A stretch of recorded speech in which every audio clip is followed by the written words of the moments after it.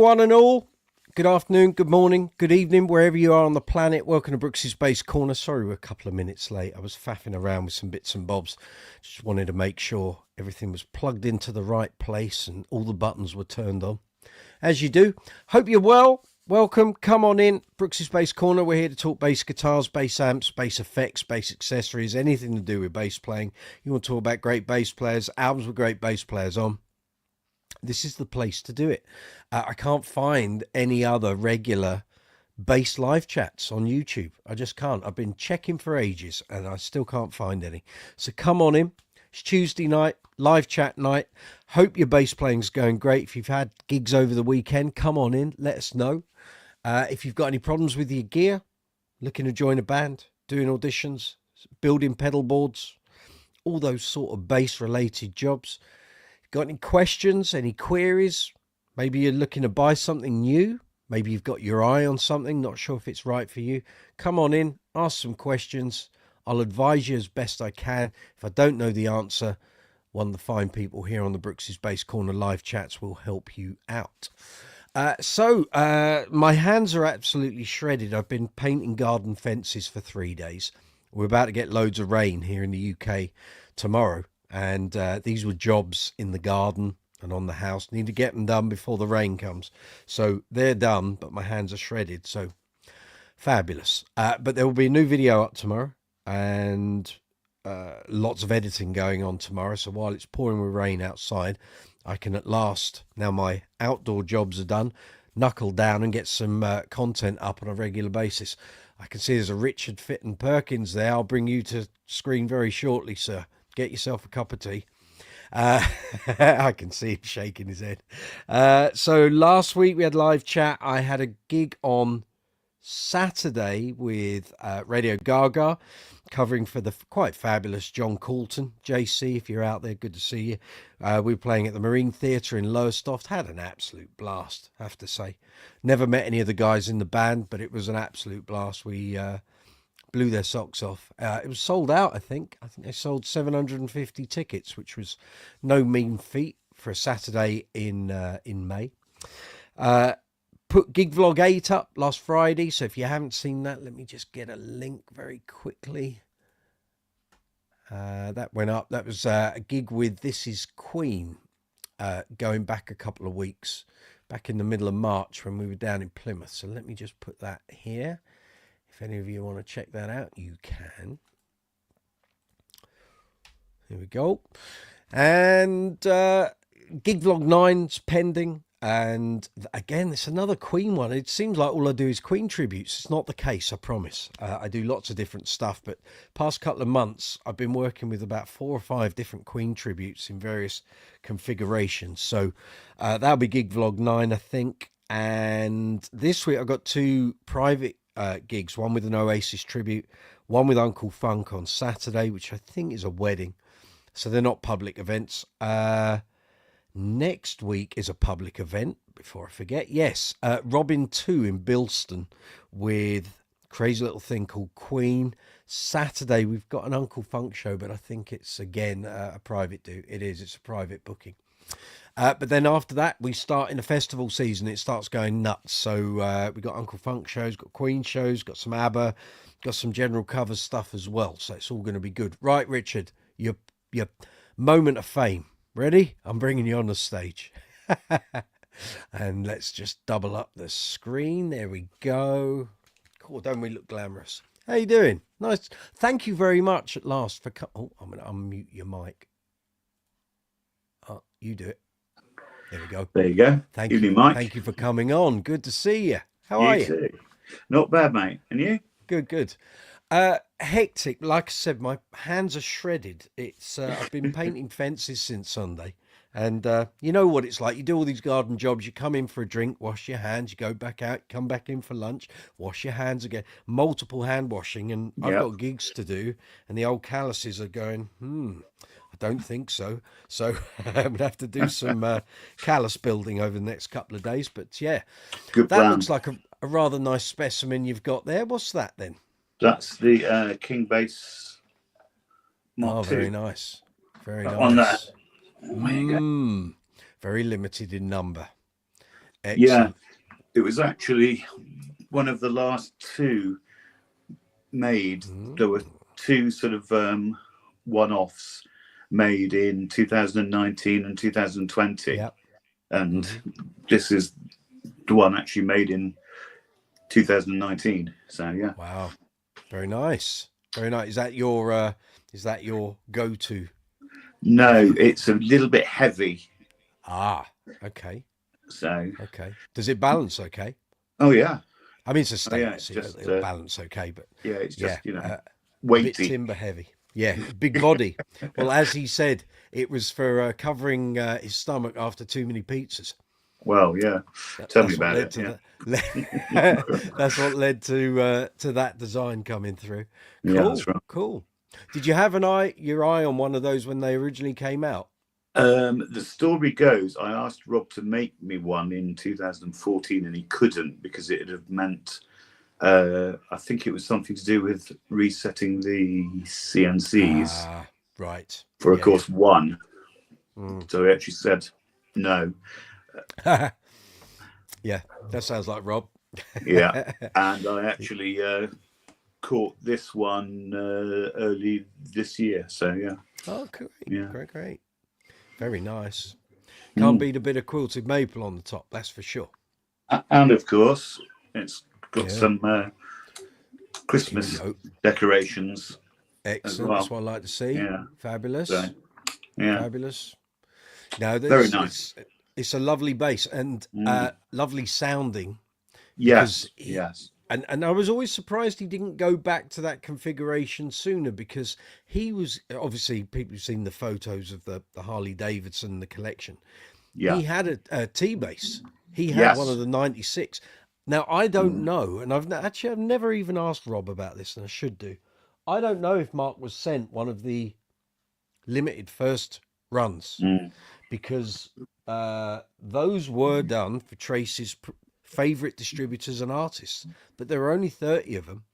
Yeah. And I can't believe Mark didn't get one. Now, whether he did and moved it on, I don't know. But if you look in his collection, he's still got it at home on his studio wall. He's got a T-Bass 96 Limited, which is seafoam green perloid plate maple. Oh, right. So that has basically what those pickups are. When you look at them on the T-Bass, you look at them and you think, oh, they've got pole pieces. They haven't. They're little pieces of plastic that fit into a groove in the pickup. Yeah. The pickup is basically the same as the pickups you've got. Yeah. It's good. But I was really always surprised that he never went and investigated that tone a bit more than he did. Yeah. It's certainly good. during like the one man period, when he was going back for a more vintage tone, and then obviously went to the GBs once Bernie appeared on his doorstep with, I've got some basses for you, go and play those. I would have thought he might have gone for those single coils, but single coils, but he didn't, and it didn't happen really until he then went for that. True. And he had single coil on the back end of the T-Bass in about 2018, around there. Yeah. And he would have had a single coil on the Matrix as well, 1990. But but it was just weird that he never got round to that sort of configuration until much later. Because if you hear any of the recordings from around 2009, when they came out, 2009, 2010, probably into 11 a bit, and then he had the 30th. Exactly. So, But, it's just weird that he never really went with that a bit more, because the tone has got so much punch. Well, I don't need to tell you, do I? No, not at all. It's a very lively instrument. You're going to give In us a actual little playthrough. fact, does it actually come out No, I'll on soon here? tell you. It might do. Oh yes, yeah, that's all good. You can hear all of that. Yeah, there you go. Yeah, very good. Well, feel free to give people. In fact, let me take the banner off the screen. If you want to have a little playthrough, you can talk us through the EQ. I know what it's all about, because obviously I'm a status sure. enjoyer. But let people see, because maybe people tuning in or watching this even in 10 years time, and they'll be going, what the hell's he I got? shall I try don't and know pick what it that up a is. bit for you. Yeah, that's great. There you go. Go for it. So the board, I think, is Rob's 303 board, isn't it? Yeah. And it's got the little switch down here, which is for mid cut, flat and boost. So generally it's in the sort of middle flat. Okay. And it's got the standard blender here, volume there, and then treble, mids, bass. Excellent. Yeah. Excellent. Yeah. Nice and easy. Yeah. And So, very nicely went for the small toggle switch for the LEDs. On some bases, those things, and people often say to me, on some of my bases, I've got a larger switch, sometimes I've got a smaller one. They'll always go, oh, I want the small one. It's based on the manufacturer being able to get a supply of them. The amount of times when I've, like, when I had LEDs put on the Empathy and I wanted the small switch, and I said to Martin Sims, can I have the small switch, please? He went, I can't give you that. He said, we don't have any. They're saying it's like, and this was back in 2002. There's probably like an 8-month lead time until we get the next supply of those. So you can only have what they have at the time. But the small ones are preferable because there's less amount of that switch sticking up that can get broken off in a gig band. Yeah, true. Yeah. Deadly. Very. I know people who've done it. They've gone to a gig, pulled their bass out, and it's got LED switch and a large one. And suddenly it's like, one JD years and years ago, and where the actual jack is, it had got a sort of, lock on it, and it had been yanked, and it ripped the entire front apart. That's it. It's a whole unit. Yeah. Yeah. Nasty. Poor guy. Yeah. Was it a Neutrik? Was it a Neutrik locking one? Yeah. I've got one. Here we go. One of these. This is what you mean. One of those fellas. Yes. Yeah. That was it. Yeah. That's it. Yeah. If something gets under there, it can just rip it all out with enough force. Yeah, that's right. Not ideal. So, no bass buying adventures this week? Not really. Had a slight adventure in Gloucester last Wednesday.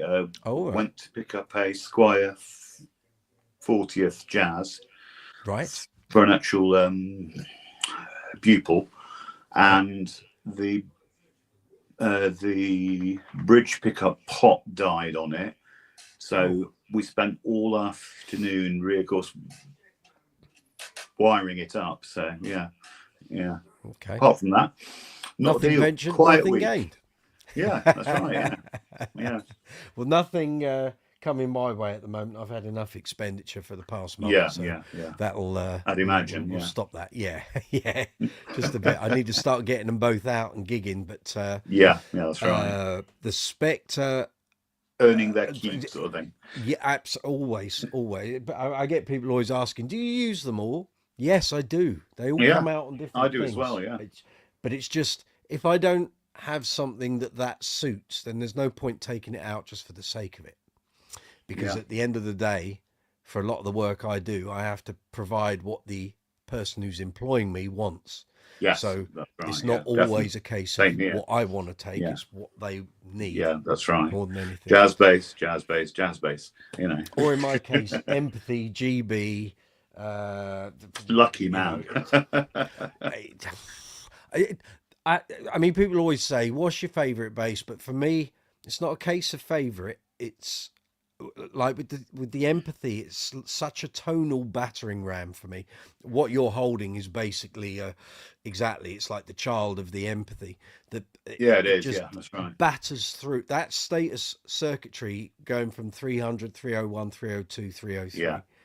Just it affords you so much room within a band mix. To do everything. Yeah, that's right. Yeah, because some basses I've taken out in the last year, 18 months, that used to sit perfectly in my old covers band mix, 3-piece covers band with a backing track.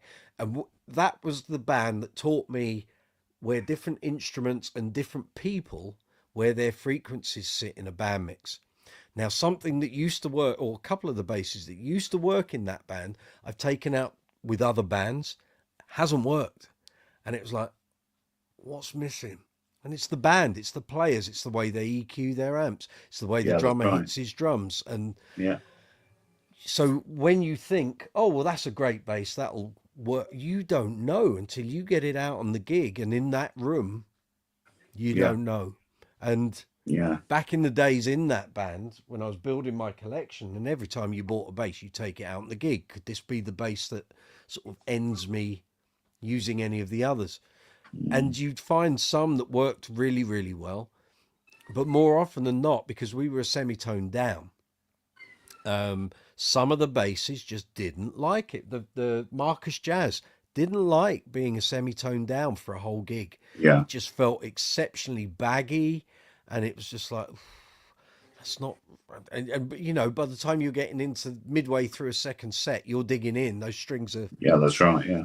starting to get a bit of a hammering. And I remember I took that out for like 3 or 4 gigs to see if that would be the bass killer, and it wasn't. Not even close.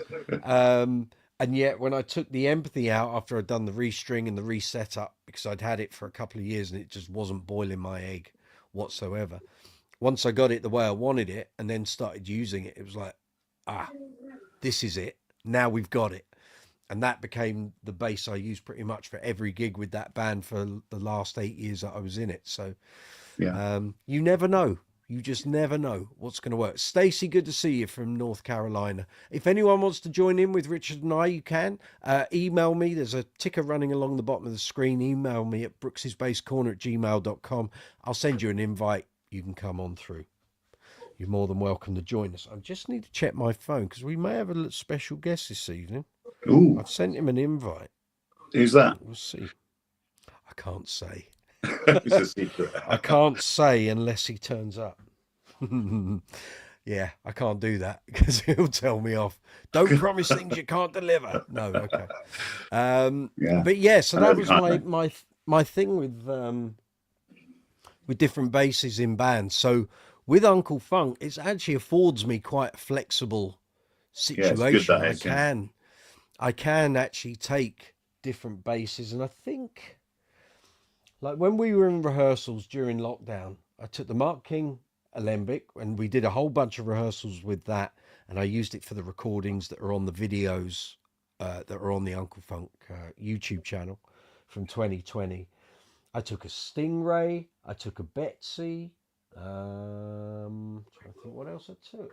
A couple of GBs, a couple of statuses, and we just played around, and it was, you were learning the set, but I was also, it's a very big band at that point, it was a 9-piece band. Yeah. You're learning where your bass is going to sit as a fundamental that's within right. the Yeah, band, definitely. with guitars all over it, keys all over it. You got horn Yeah. section, a very flexible drummer, and there's track.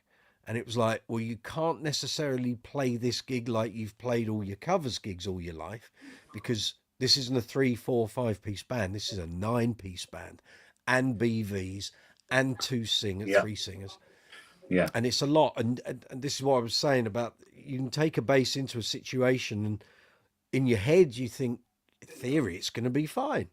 And then you plug it in, it's like, something's missing there. And I'm trying to dial in more mids, but that's just making it bark more. And that's not what this Yeah. needs. But if I add too much bass, it's going to be too... And you don't want too much top end because it's going to be very spiky and pointed. And you find a bass, or you find basses that work within Yeah. the That's realms true. of what you've got to do. Yeah. And I know since we came out of lockdown, we've gigged. I've probably used 1, 2, 3, 4 basses in total on the gigs. So that'd be the Empathy, Yeah. 2 GBs, Empathy, 2 GBs, and the Stingray. 5, the Bootsy bass. Yeah. And that's it. Yeah. I could take some others and see, but it's just like, I'm quite happy with that as the team, because if I've got a Status or a GB on the gig, I don't really have anything to worry about. I know everything is going to sit I can either leave all the EQ on the bass flat, or I can just boost things in the middle of a gig. You don't know on a festival stage, is your sound going to just disappear? But because we're on IEMs, I kind of hear everything anyway. We're not IEM-less, and we're relying on monitors and backline. So Yeah. kind of, I mean, I don't know how you feel when you're doing gigs. It's I think generally for me it's different because we're a sort of live show of a Everly's tribute, Buddy Holly tribute, and a Jerry Lee one as well. Okay. So very 50s based. Very 50s, 60s. 50s, 60s. So I'm actually jazz generally. Okay. Yeah. Well, it makes sense. It's I actually couldn't really appear with, of course, this. It just doesn't or even worse. Look the part, does it? Yeah. That. Well, I do know players that would. I'd imagine there are a few around. Yeah, that's right. Yeah.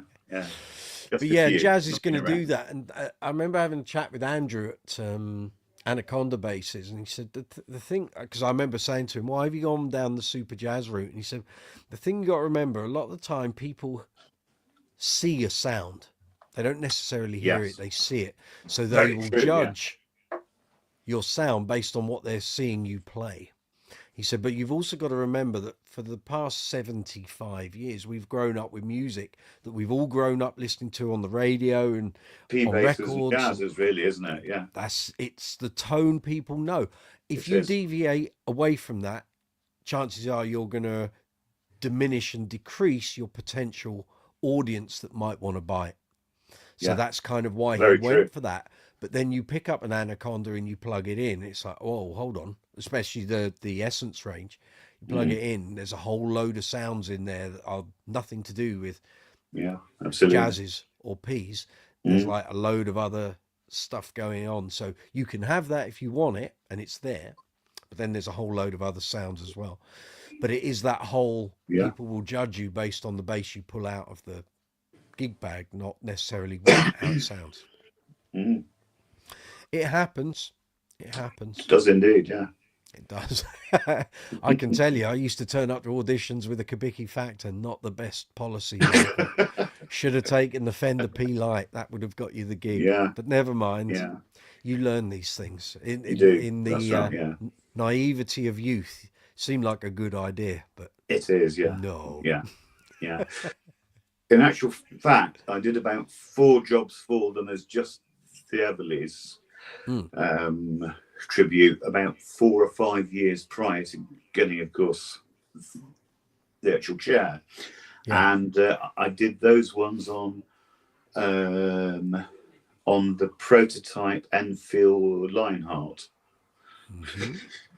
So was that the? Do you mean that the was Canon? the black one, which had the older body and the ebony board on it? It was absolutely phenomenal. Yeah. Teeny bit quiet, but it was good. Okay.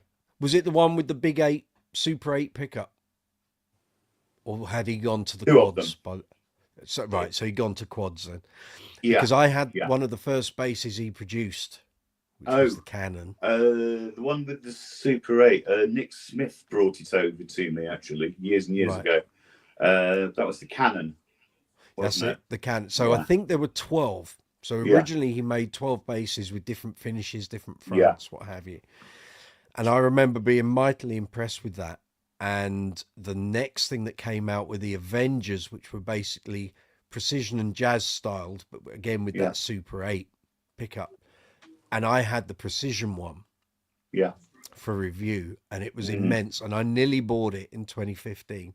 But I said to him at the time, so that would have been 2011, 2012. I said to Martin, you got to find a way to split this pickup into 2 units, because until you do that, people will go, don't like the pickup. Even though it's doing wonderful things, they don't like it visually. Yeah. If you can break it into 2, it looks better aesthetically, but also B, it allows you to sell them as a retro fit. Yeah. And he was no, I don't want to do a retro fit. I don't want to do a retro fit. And I said, it's a game changer. You make these available as a retro fit, suddenly you can sell them without the bass. No, if people want them, they've got to Absolutely, buy yeah. the bass. 2 years later, Yeah. I, at the bass I show. seem Oh, to I see. recall it was either the Avenger or the Canon. The reason I wasn't keen on it at that point was the actual back of the actual neck was actually It's a V Canon. to an It angle. was the Canon. It was It awful. basically, it was Yeah. very much based around the old style walls. Yes. Sorry. Yeah.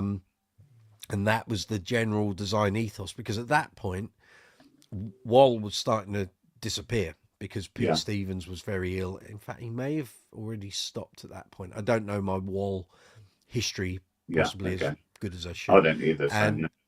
And I think Martin maybe saw an opportunity there to, well, if they're not going to make that bass, I really like that design, and it could actually be the basis of the instrument range that he came out with. So there was that. The neck style, headstock design, body shape. But again, then he had to do the Avenger because people were coming along, working name musicians, and they were going, I love everything you're doing, but I just can't be seen on stage with a bass like that. Yeah, which is why he then tried the precision and the jazz thing. Yeah. But then it was a case of, as soon as people see that pickup, it's a no-no. Even Yeah, that's though right. technologically it's fabulous, but you've got to find a way to make that two separate units. Then you're flying. And lo and behold, he went back to John East and said, "Can we split?" And he said, "Of course you can. You just got to get the housings, and away you go." And that was that. Wow. Okay, so you had that bass. Okay. Yeah. Yeah. They were great. They were great. It was good. It was a little bit low on output on the D. Oh, okay. So much reason. Was that a pickup issue? It was set up by Martin about 3 times, but possibly a pickup issue. The other thing would be something to do with the electronics. Yeah, but in general terms, the preamp, the Glockenklang preamp was only a 9 volt. Right. So it was good, but not an actual deal of push behind it. Mm-hmm. Glockenklang circuits, lots of people like them. I just find them way too super clinical. Yeah. And if you have the 2-band as opposed to the 3-band, so there's no mids, you're kind of losing your bass identity to be. Yeah. Just my perception, my opinion. He lent me a bass which had that in, and I just couldn't find a voice. I was like, I just can't. All I'm getting is boom and, ding, ding, ding, ding. Yeah. I need note. Yeah, I don't need. Percussiveness is lovely, but the note is the fundamental. Yeah, that's the problem with that circuit. There's no fundamental, so I either need a Glockenklang equipped bass with 3-band EQ, or I need one with a different circuit in. Take your pick. Yeah, that's right. Yeah, and I think he gave me the one he then gave me was the English Rose, and I think that had a John East in it, and that was a 3-band. The English Rose was one of the ones he made in a batch out of a large mahogany door or something. That's right, wasn't it? That's right. Yeah. And that bass just sang. I was like, wow, okay. Oh yeah, it's great. Cracking things. Very good stuff. But these are even better. I agreed. I mean, the whole reason for me taking that bass away on that trip was to see what those pickups and the circuit combination could do, because at the time I knew in my head I wanted to do a little project bass, which ended up being that Lodestone, and I wanted to see how things worked, because it's all well and good when you're doing reviews. Generally, we always had to do magazine reviews quite quick, so we would sometimes only have a bass for either a few hours or a day at the most. Sometimes you might have something for a week or so. But because the Canon was such a special thing and a new thing, we only had it, I think, for a day. I think it came in here on an afternoon and it was back out by midday the following day. So I didn't really have a chance to take it out on gigs and experiment with it. And that was a perfect opportunity to take it away for a month and really see what was capable. and playing like whole vast range of different covers songs that would need all those different sounds, different tones. And I thought, great, okay. And then what happens? You find like one or two sounds that you like, and you stick with it. But yeah, such a flexible system, and that's why when people come on here, sometimes they go, "Oh, we're going to change pickups on a bass." They won't necessarily even know of the super quads, but I'll always throw them into the conversation. Because if you're someone not necessarily likes to fiddle with your sound, but you need options on gigs, it's a good point of reference. You don't have to do EMGs, you don't have to do Bartolinis, you don't have to do all the tried and trusted. These pickups will give you tone generation because they're a different kind of technology. You know? Very true. Switching all those coils in and out. So but I like what they do. I don't agree with people that go, well, it doesn't sound like a 64 Jazz or a 72 P-back. Well, it's not going to sound like those. You can't replicate an instrument through just a bunch of coils. It doesn't work like that. Yeah, it's true. It doesn't work I actually used to generally play mine as a P&J. Okay. So I had it with the red light at the front and the green at the back. Yeah. See, I really liked when I had the English Rose, but also when I do it with this Lodestone, I like having a humbucker in the neck. Yeah. And a split coil in the back. Oh, right. Okay.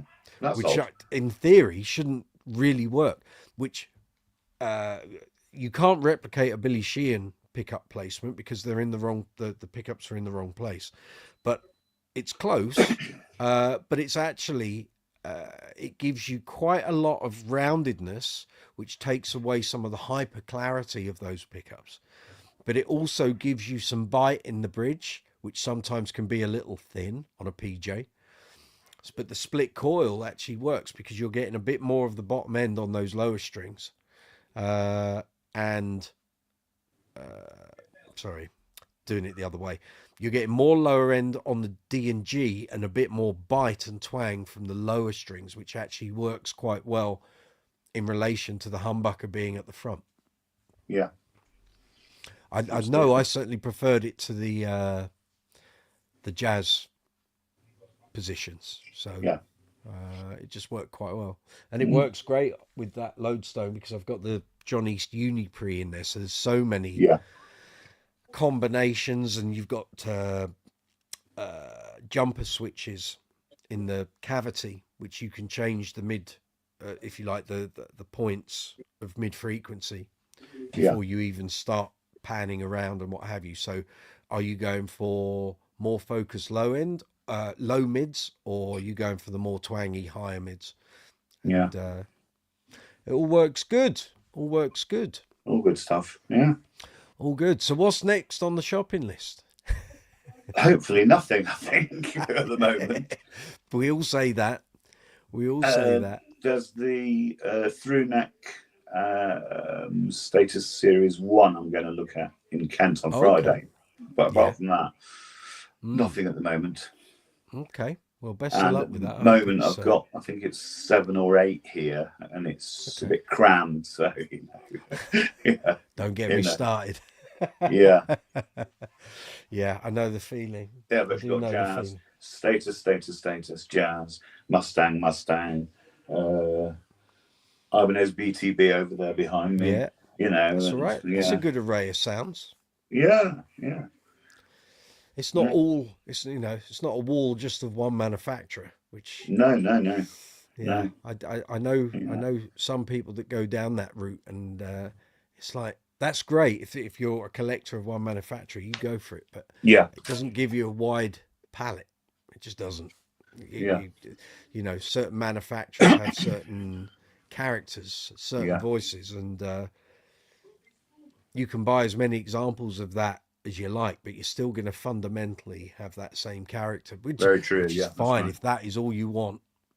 Be my guest. But for someone who does this for a living, and it's how many different tones can I offer people? That's what I'm looking for. Yeah, that's it. Very true. Yeah. We were actually chatting the other week about economy of movement. Yes. And as an actual, cellist and things, I was always taught. If I can just plug in the Monster briefly. That's a lovely looking guitar, that is. So, if I can turn that way a bit, there you go. So, I was always taught generally to use all of the fingers. And if at all possible, never take all of them off when actually changing. So, like, your third finger is being very lazy. At the moment. Yeah. Yeah. Yeah, that there's a means that you can play sort of, things like sort of.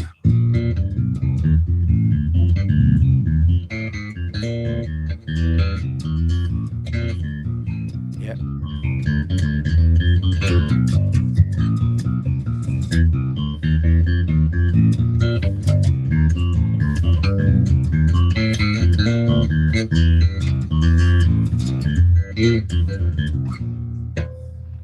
It's position playing, isn't it? That's what it's about. It's how many notes can you get across your hand span in one position, and that's the joy of 5 and 6 string basses. It just gives you that bigger canvas to work on, if you like. But, absolutely, yeah. There's an exercise that I don't know if it was actually something I picked up out of a magazine or I watched, but I remember doing it like 30 odd years ago, and I've done it ever since. And whenever I have a student and I'm teaching them, this will be like the warm-up exercise, which will be, and I just call it the spider. So it's basically the first 4 frets, one finger per fret. F, F sharp, G, G sharp, drop down the string, start the next fret along, B, C, C sharp, D, drop down the string, F, F sharp, G, G sharp, drop down the string, that kind of thing, and then work your way back up. So it's like you're going, I'm trying to see what the camera's doing, right? So you go like, you go across, down, and you just work your way across the neck and then back again. And it seems very dull, but it actually creates good finger independence. Yeah, which definitely.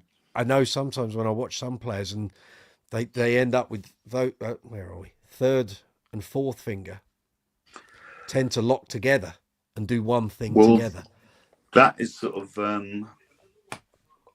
the fingering for, of course, uprights, classical. So I generally don't actually use the 3rd until about the 7th. Up here. Yeah. But you do see it. I sometimes I see people use their 3rd and they won't use the little finger, especially if they're doing octave work. They just use the 3rd and no little finger, or the opposite. They use the little finger but not the 3rd. And it's like, that's right. You can use them all. Use them all and just train your fingers to do their own thing. See people doing odd things like playing sort of ones, 2s, and 4s here, and then changing to actual 3, and that's really weird. I go, no, I can't do that. That's awful, It's sometimes a lot of it is just habit. It's what you practice and what you learn. Yeah, it is. That's right. And if you don't pick up on the bad habits, very easy to carry on doing that. It is definitely. That's right. But then again, so if you don't have a teacher to say, it's not that it's not right, it's not that it's wrong, it's just a better way of doing it. Yeah, which is what you're paying a teacher for. It is. That's right. Yeah. That's it. All good. A better way. You don't want to discourage someone, but sometimes you've just got to take a playing technique or the way someone is playing and just break it down to nuts and bolts. Very true. Build it back up. I mean, I've done it myself. You'll be playing something, you think, I'm sure there's a better way of doing this. Especially if you're doing like on a tribute, like I used to do a Grease tribute. Oh yeah. And so I learnt it all in a hurry. And when you went back and looked at it like a year later, when you had the next gig, it was like, why did I learn it like that? That makes no sense whatsoever. and then again you deconstruct how you were Right a playing bit. it. That's That's it. easy. So you deconstruct That's it and better. rebuild it and suddenly go, oh, I can play that higher up. So for things like with a rock and roll, which that is predominantly, you want to keep as many of the notes in the lower strings as possible, so you've got plenty of bass end. Because if you Yeah. start going up the twangy end, A, it doesn't sound good on that stuff, and B, you've got guitars and keys and horns as well, filling up again that frequency space, and that's not what you Yeah, want. true. Yeah, that's right. It's a tricky old thing. So what we got there? An American Performer Mustang. Nice, Absolutely brilliant thing. nice. Lovely. Fender or Love it. Squire? Huh? Fender or Squire? Yeah. Fender. Okay. Very nice. US one. Yeah. Great. Yeah. Excellent. Cracker. It's amazing how those things have become so popular over the last 10 years. Yeah, it's brilliant. People must have had those in cases under beds and thought, I'm never going to make my money back on these. And now, Yeah, name your price. absolutely. Plus, of course, they actually sound, of course, brilliant as well. That's right. Very underrated.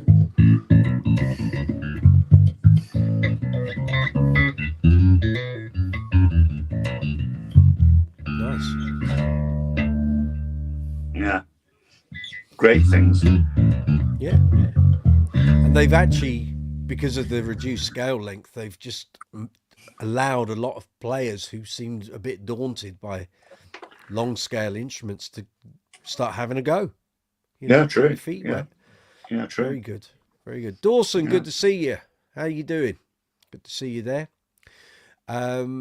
Yeah, very nice. Very nice. What's the colour? It's a Fender colour. It's called Aubergine. Okay, nice. Yeah. I was going to say, it's not a candy apple red. It's a bit No, darker. it's more sort of, purplish. Yeah, Yeah, nice. yeah. There you Nice. go. Is it a solid or is there a sparkle in there? It's a sparkle. There you Okay. go. You can probably just about pick it out. Yeah, I thought I could see Yeah. like a bit of a glitter Yeah. on it. Nice. Yeah. Very good. Very good. Yeah. So did you buy that new or was that second hand? No, I bought it used. I Okay. traded a 2004 Deluxe Jazz for it. Okay. Mm. Oh well. Yeah. Yeah, if that's Yeah, it's great. yeah. Yeah. So it astounds me, just like 10 years ago, if someone had said to us at the magazine, do you want to review some Mustangs? We'd have gone, nah. Nah. Not bothered, yeah. And now, and around that time was when flats were becoming popular. So I remember talking to Jason Howe and going, this would have been about 2012, 2013. I said, what's your most popular string? He said, you wouldn't believe how many flat wounds we sell now. And I Yeah. said, what's causing that? He said, I don't know. He said, it seems to be a thing towards that sort of died off bass tone, the Bernard Edwards, the kind of 70s funk sound, a bit more of the 60s. People don't want the round wound twang in their sound. I went, oh, okay, It's interesting. probably also to do with that player and producer, what's his name? JMJ? Oh, Justin Meldal Yeah. Johnson, guy Yeah. from Beck's band. Yeah. Yeah. I think just a lot of bands were saying, well, we use flat wounds, and you Yeah. forget that those things resonate with people, and if their Yeah. favorite player uses flat wounds, that's what they're going to use. That's right, yeah. And then all of a sudden, certainly about 2014, 15, 16, suddenly everyone's going on about Mustangs and short scale basses, and we were like, Yeah. really? But Yeah. that's what people want. That's the sound they want. That's what they're going to buy. And the companies can't believe. I bet Fender must have thought, we'll never. Blimey sort of thing, yeah. They probably buried the CNC machine programming for those because they've probably not made, or they hadn't made any since the 70s. I can't remember those basses being around in the 80s and 90s. No one was. Barely at all. No, Yeah. they sort of made a comeback mid-2000s, Yeah. or about 2010, around there. Yeah, I remember Alan Lancaster in Quo had a Mustang. Yeah, And he because used that. all of his was shorter than normal. He had a 32-inch Kramer, was it? Yeah. 433 around there. Yeah. Yeah. It just wasn't a thing. And short scale No. basses weren't really a thing, really. No. You know, occasionally you might see a Gibson, see an EB3 or something pop up, but Yeah. you know, no one was playing short scale Fenders, and but now it's just all the rage. And I get it, you Yeah. know, the whole weight thing, the dimensions. Yeah, it's easy. You know, There's it's me light. strapping on an Alembic, Yeah. you know. Yeah, that's right. Yeah. It's crazy. But it's the opposite end of the spectrum. But if it gets the job done and it's the sound you want, then you do it, you know. Absolutely. Yeah. You do it. Definitely. And I've never been a snob in that sense that, you know, if someone goes, oh, well, that's the bass you got to play. Oh, no. You know, if Led Zeppelin came along and said, we've got a gig at the O2 tomorrow and you got to play a Rickenbacker, it's like, well, just give me the bass. I'll play it, you know. You're not going to say no because of that. Yeah, it's true. This is the argument I had weeks ago about when there's quite a lot of players I know now, and they'll say they won't play anything if it's not a 5-string. Oh, I can't use that brand's basses because they don't do a 5. I've never had a valid explanation. It's just, well, I can't play anything but a 5. Well, you Absolutely. did. At some point, the only use I've ever had for a 5 was when I was playing shows where the double bass part is actually twinned with the actual cello part. So you often get bottoms, C's and D's and things. Yeah. And apart from that, in my regular sort of mad trio, we sometimes do Sweet Child of Mine, for which at the very end you actually need an actual bottom D. Yeah. Apart from that, I get you. Yeah. Don't need it. No. I mean, okay. I mean, I've got, oh God, how many? 1, 2, 3, 4? 4, I think. Am I right? 1. Sorry, count them. 1, 2, 3, 4. 4 5-strings. Right, okay. All sound totally, just completely different sound. Each one's got totally different sort of tone and voice of its of its own. But I haven't done a gig with a 5-string on for 2019. Yeah, I've Before actually that, 2012.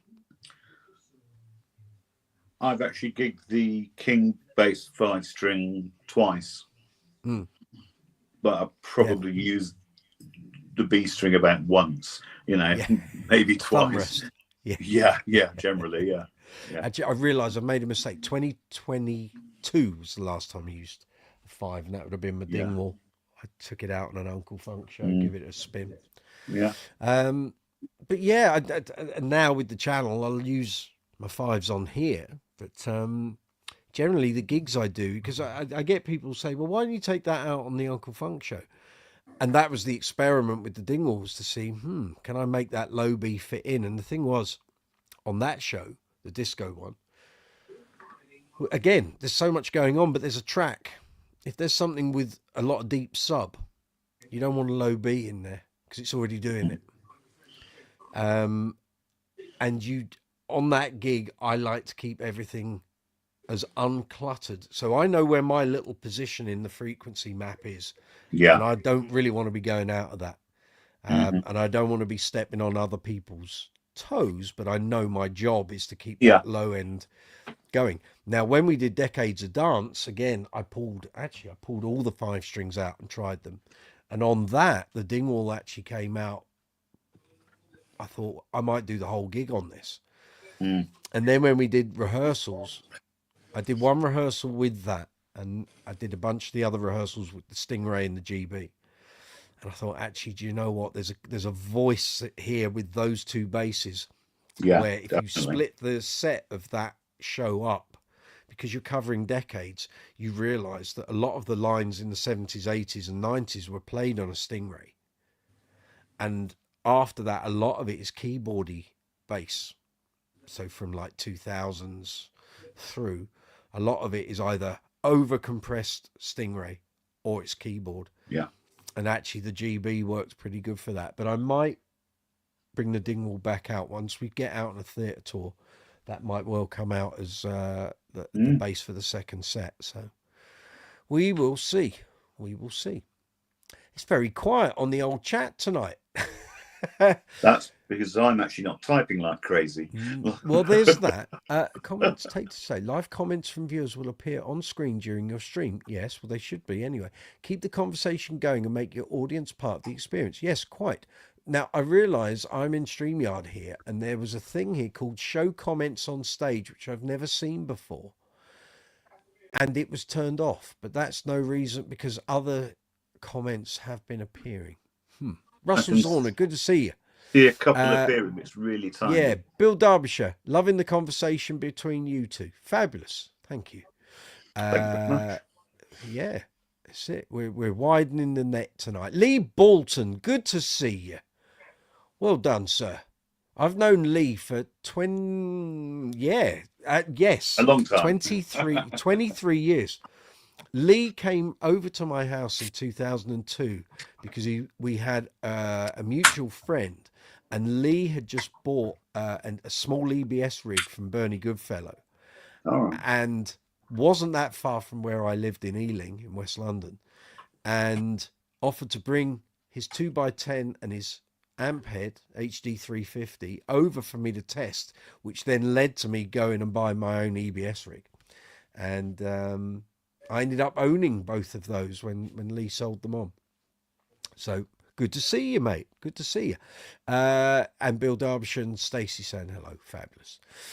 So yeah. So I was going to ask actually, are you still using an amp rig, or are you just doing pedal board, or what are you I've doing? tried ampless, yeah, with a monitor and things, and in your ears as well. I find it a bit bland, generally. So I was using a what is it? It's over here actually. A TC Electronic BG 250 210 combo. Yeah. But that was getting stupidly heavy, and that really annoys me. Okay. So I've got an option of the TCC Electronic RH750 in a 2x10 and a 12-inch cab under it, which is even heavier. So that's not an option.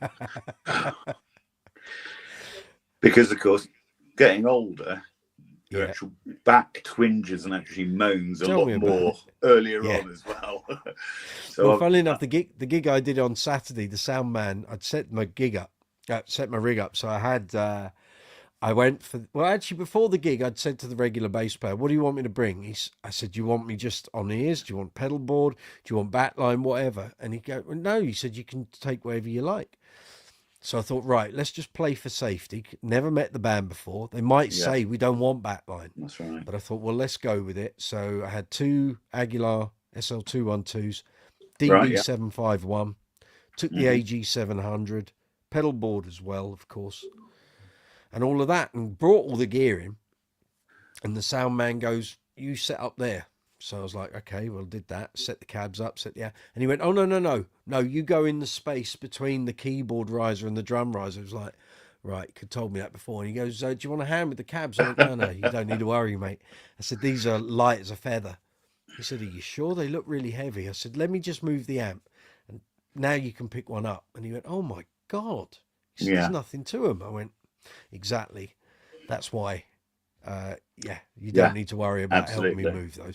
I said the amp, that'll take about 3 people, but the cabinets, no, you're fine. So all of that stuff. I was in an actual touring band about 6-7 years ago, and they had one of those old analog desks, absolutely massive things, about sort of 7 feet long and about 4 deep. Yeah. And in its flight case, it took 4 of us to actually move it. Crazy. And if it had actually dropped, it would absolutely kill you. It was so stupidly heavy, so that's what there was in those days. People look at it now and go, you can do it all digitally with an iPad. These days, that's right. All those years of all those sound companies used to go back to their lockup after a gig, de-rig, and then come back the following day and fill the van back up and do it all again. And it was that's right. I look back and think, Christ, why? But Definitely. we didn't. There wasn't any other option. That's the way it used to be. Yeah, it's very It's true. a different type. You know, technology costs money, and until things Yes, come down in price, that's right. Yeah, people can't afford absolutely. to go down that route. Yes. So the actual Crazy sort of times. current live show rig is a Mark Bass 210T combo, the actual one that, of course, tilts backwards. Yes. That one. Yeah. Yeah. Okay. Cool. Yeah. Cool. Yeah, I'm very fortunate with the Uncle Funk thing because we're just IEMs, and I hadn't been exposed to that prior to COVID. And then when we came out, that was my main gigging thing for a couple of months. Yeah. And you don't realise the luxury that is to not have to keep lugging backline. And then when you get such a good in-ear sound, you think, well, this is a no-brainer. Why didn't I go down this road earlier? But because you weren't willing to invest £400-500 into IEM technology. But also, in the bands I was in, we didn't have a PA with that setup. It wouldn't have been really that viable. But then when you've got a band leader and a band that is running on that ethos, i.e. we don't want any backline, we want a silent stage aside from drums and horns, it's once that becomes the norm, it's like, oh, actually this is really good, should do this all the time. Yeah, very good. And it works really great. And I've had that discussion also where people have said, oh, you know, have you thought about a Porter and Davis platform? Don't need it. No. If I was standing on the spot, it would be a lovely luxury. But in Uncle Funk, we're moving all over the place all the time. And the mix in my ears is great. It's like having a CD on. And I seem to have so much bottom end that I just don't see any need for sort of bottom end reinforcement at all. Lee Bolton, in-ear monitors scare me. What am I going to frown at when I hit a bum note? The floor. The floor I find is good. Or put a little mark in front of you, and if you hit a wrong note, just look at that. Yeah, to be honest, wrong notes is generally noticed by, of course, other players. Joe Public just likes an actual nice tune he actually knows. He probably doesn't even notice. Yeah. The thing, I wouldn't be scared of in-ear monitors, Lee. I mean, in our thing, I have like either I do it on an iPad or on my phone, and I basically have an entire mixing section for the whole band. So I create the mix I want, and it just sounds delightful without excessive volume and feedback and too much of everything. I don't have that anymore. When I come out of Uncle Funk and play in other bands, then it becomes a little different because they haven't necessarily got the same system that we use in Uncle Funk. So I can't necessarily use the same apps. Yeah. But with Uncle Funk, I have a profile set up, and it basically, from gig to gig, it's the same mix. So unless I want more of something or less of something, and it kind of does itself really. But it's a lovely way to be, and I wish I'd had that my whole playing career, because it would have just been, the whole job would have been a whole lot easier.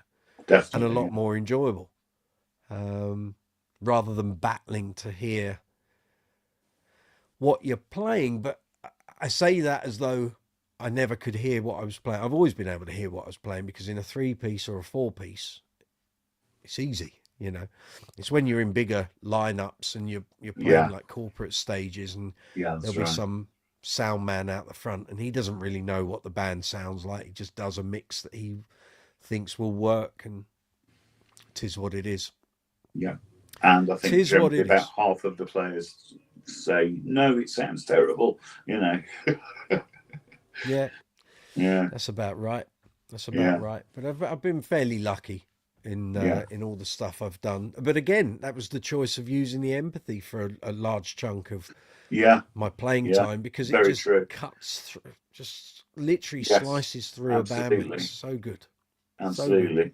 And my GBs do the same. Yeah, It's fine. You know, if I have an empathy or one of my statuses and a GB in there, yeah. You're job's actually done really. covered. Yeah, Uh, yeah. And I hear so many bass players, and you go on bass chat, you can read all the posts of people complain they can't be heard or they can't get over the guitars or can't get past the Yeah. drums. And This is because P basses get buried in the mix. P They basses are great fit for well recording. for, of course, the audience. Brilliant, Yeah, but live, no thanks. No. yeah, no, me neither.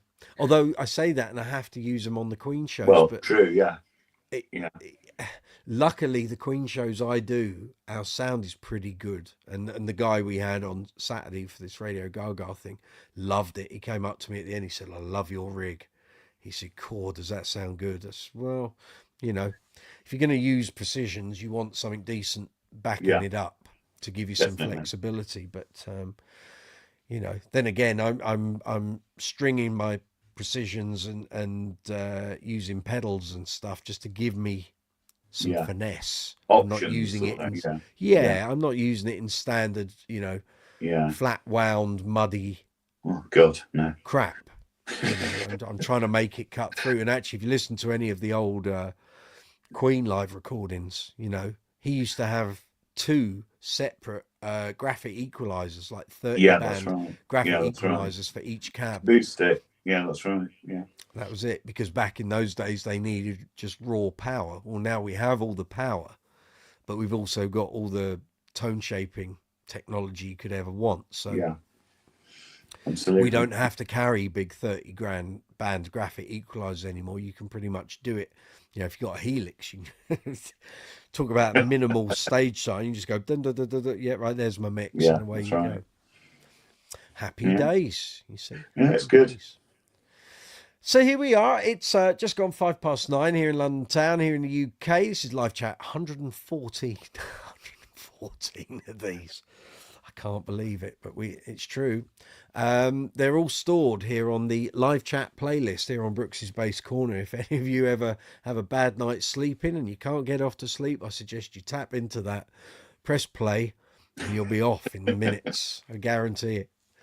But yeah, if you got any questions about bass guitars, bass effects, accessories, amps, any of that caper, let us know. Leave your message in the live chat section, and as soon as it pops up, I will respond to it. Any questions you'd like to ask about the veritable store that I have here, young Richard? What do you particularly like about the GBs? Because many moons ago, when I was in my probably early 20s, So I had about 5 years ago then. well, yeah, right, about 35 more like, yeah. I had a 1987 Status S2, of course, as you do, and it had a fret pop.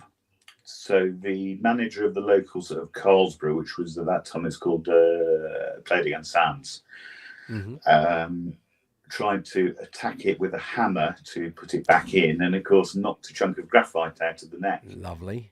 So while that was away being fixed, they loaned me a brand new, it was an early GB prior to the rumor. It was sort of the profile of the sort of upright view. The bottom was like an actual girl's bum almost. That's what it's meant to be. Yeah. That's the design. Is it? Oh, right. Okay. Yes, it is. If you look at more recent rumours, you'll see there's a transfer that Bernie used to apply to the back of the headstock and the neck. Yeah. And it's actually a woman photographed from behind looking to the side. Oh, that's what it is. The base is built into her body. Yeah. And that's where Well, it came from. So Good if you're guess. talking 87, right, so it would be about, we're talking my GB bass classics. Was an 87, so the one I was playing would have been about a 89 or 90, around there. Okay, so basically those were called GB Classics, Right. and Okay. some of them were made by Bernie. And Yeah. then while he was working with Loudon, they basically, I don't know if sacked is the word, but there was a coming together of views, put it that way. Right. Okay. And Yeah. Bernie left, but left them with all the bodies and necks that he'd made. But it wasn't Bernie that assembled them and built them. Right. Okay. And so then he went off and developed Nightingale. I can't remember the Yes. name of the Yeah. guy. I Yeah. Yeah. actually interviewed Bernie. I've known Bernie 23 years. I hear all the stories with him when I'm in his workshop, and you hear all this stuff. I then did a proper sit down interview with him for Bass Guitar Magazine back in 2018, and Right. the interview was published in 2019. So I'm going to brush over names and dates and stuff, but it's all sort of listed out in that interview. So he was doing Nightingale, and then the guy he did Nightingale with basically didn't have a good handle on the finances, and Bernie could see this was a sinking ship. So Bernie left and set up GB Guitars. So basically at that point, the rumor was kind of like the demo model, but it wasn't necessarily the rumor range. I'm trying to think where my flyer is. Probably in the Yeah. I box actually down there. think it was probably about. I'm thinking it was probably about 90 to 91 around there. Okay, So, I'd so not it had might the have been as long. Yeah. it might have Yeah. been the Loudon stuff, or it might have been the Nightingale stuff. So then Yeah. by the time he got a couple of basses reviewed in Guitarist and Bassist, and that would have been around about 96, 97. Right. Then the big thing was the fact that Mark King started using Yes. Fender Yeah. looking instruments around the time Yeah. of That's One right. Yeah. Man, and Bernie was good friends with Boone Gould, and Boone obviously being Mark's mate, and that kind of opened doors. And Bernie had built the Daphne Blue because it looked like a jazz bass, so he was thinking, right, well, Mark would like that, but he didn't have a second bass to give him, and Mark was on tour, so he had to borrow a bass from someone else that he'd just built. Actually, that was in Bassist magazine. Someone wrote about that experience, that he'd just taken on his new bass, and then Bernie was on the phone going, can I borrow your bass? Mark King needs a second while I build him one that is exactly the same as yours. And that was that. So at that point, they were called Classics Right. again, Yeah. but it was not like the Yeah. classics from previously. These are new classics, Yeah. because that was his version of a jazz bass. I Spitfire. think generally it was a classic from about 91, I'd guess. Yeah. Okay. So it would have. It's probably, I would imagine, what you had there was probably a Loudon model. So Bernie would have done the initial woodworking, and then it would have been assembled by some bod in the factory once Bernie had left. So, Yeah. and then the classic became Spitfire, I Yeah, think that's right, around 2002, 2003, which was when I first started knowing him.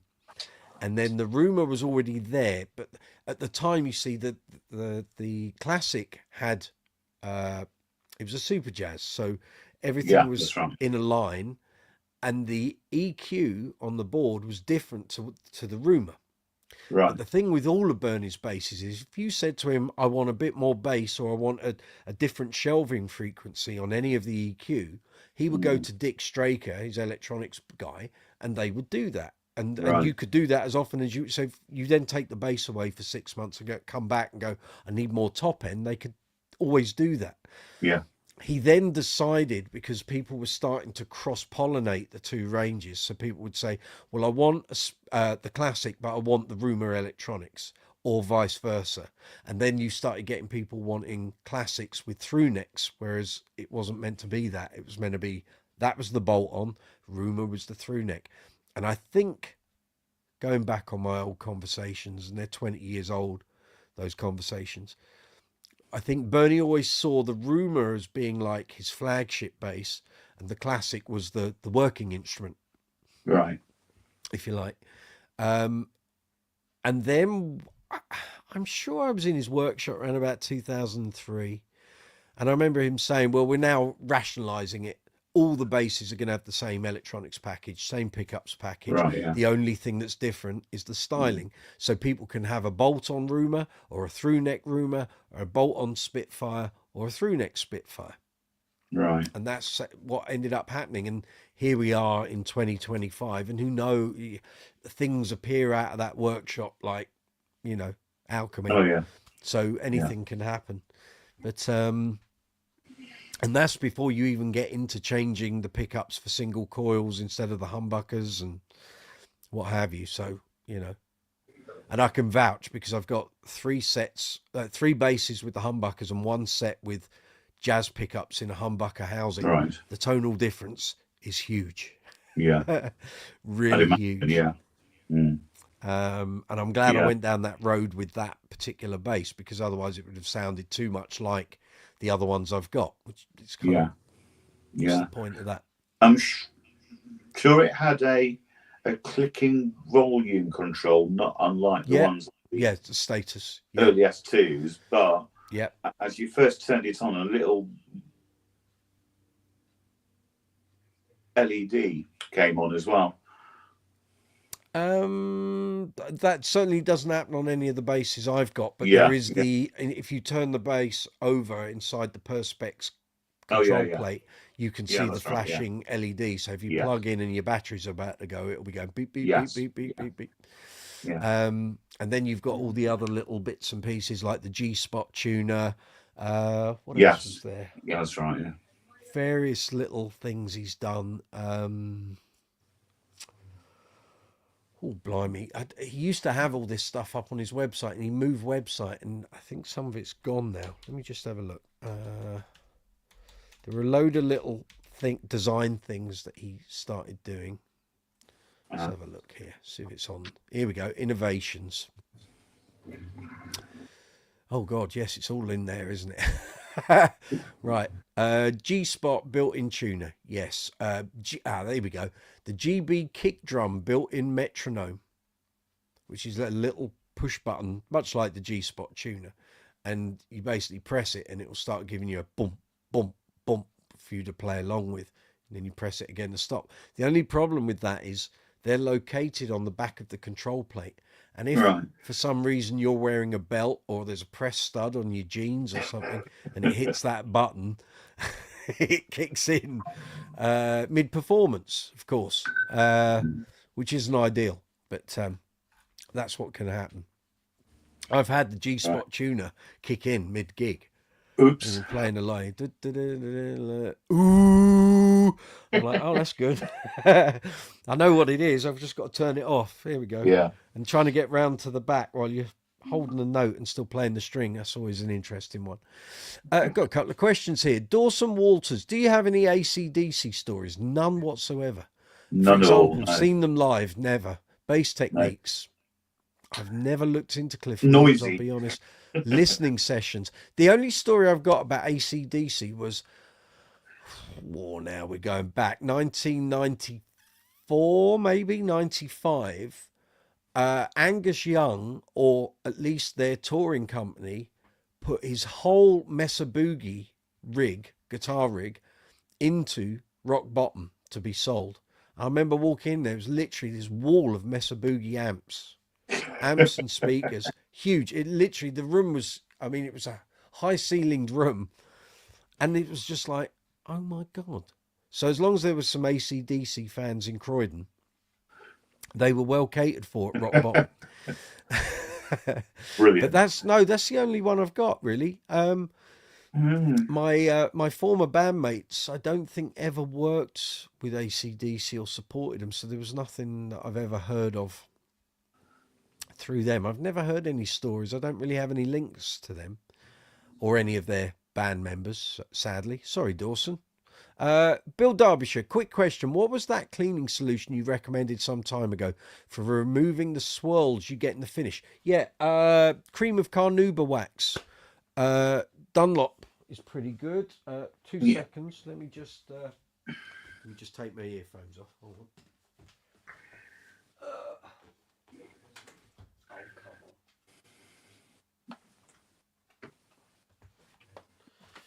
Here we go, Bill. So That's the full set. All right. Dunlop. Good. You can buy that. It's not so cheap as it used to be. Yeah. System 65. You want the green one? I'm at the wrong end. There we are. We're in reverse, aren't we? The green one. Cream of carnauba wax. Literally apply it with a cloth. Now, if we had... Stacey, remind me, who was our friend with the pedal board in America? Used to come on here all the time. I can't remember his name. Anyway, he told me how to apply wax and then clean it off, and I've completely forgotten. So basically, Wax don't on, wax swirl off. it. Yeah, totally. But you don't swirl it. You literally wipe it on, leave it for about 2 minutes, and wipe it off again, and you will be amazed. It doesn't completely solve it, but the appearance is a whole lot better, and it will make a gloss finish like a status, which is quite a thick poly coat on it. Or It'll look like glass. alternatively, you can do the Rob Green method, which is a kind of pledge and a duster. Really? Yep. Now, I've been told for many, many years, don't use things like that because it deteriorates Don't actually the use finish. Mr. Sheen because it's got wax in it, but pledge doesn't. And Okay. and always try to actually sort of hand over. Rob always clean them with, of course, pledge. Okay. Interesting.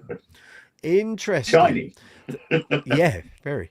If you're trying to clean off dirt, I use Simple Green, but trying to get Simple Green over here in the UK is a nightmare.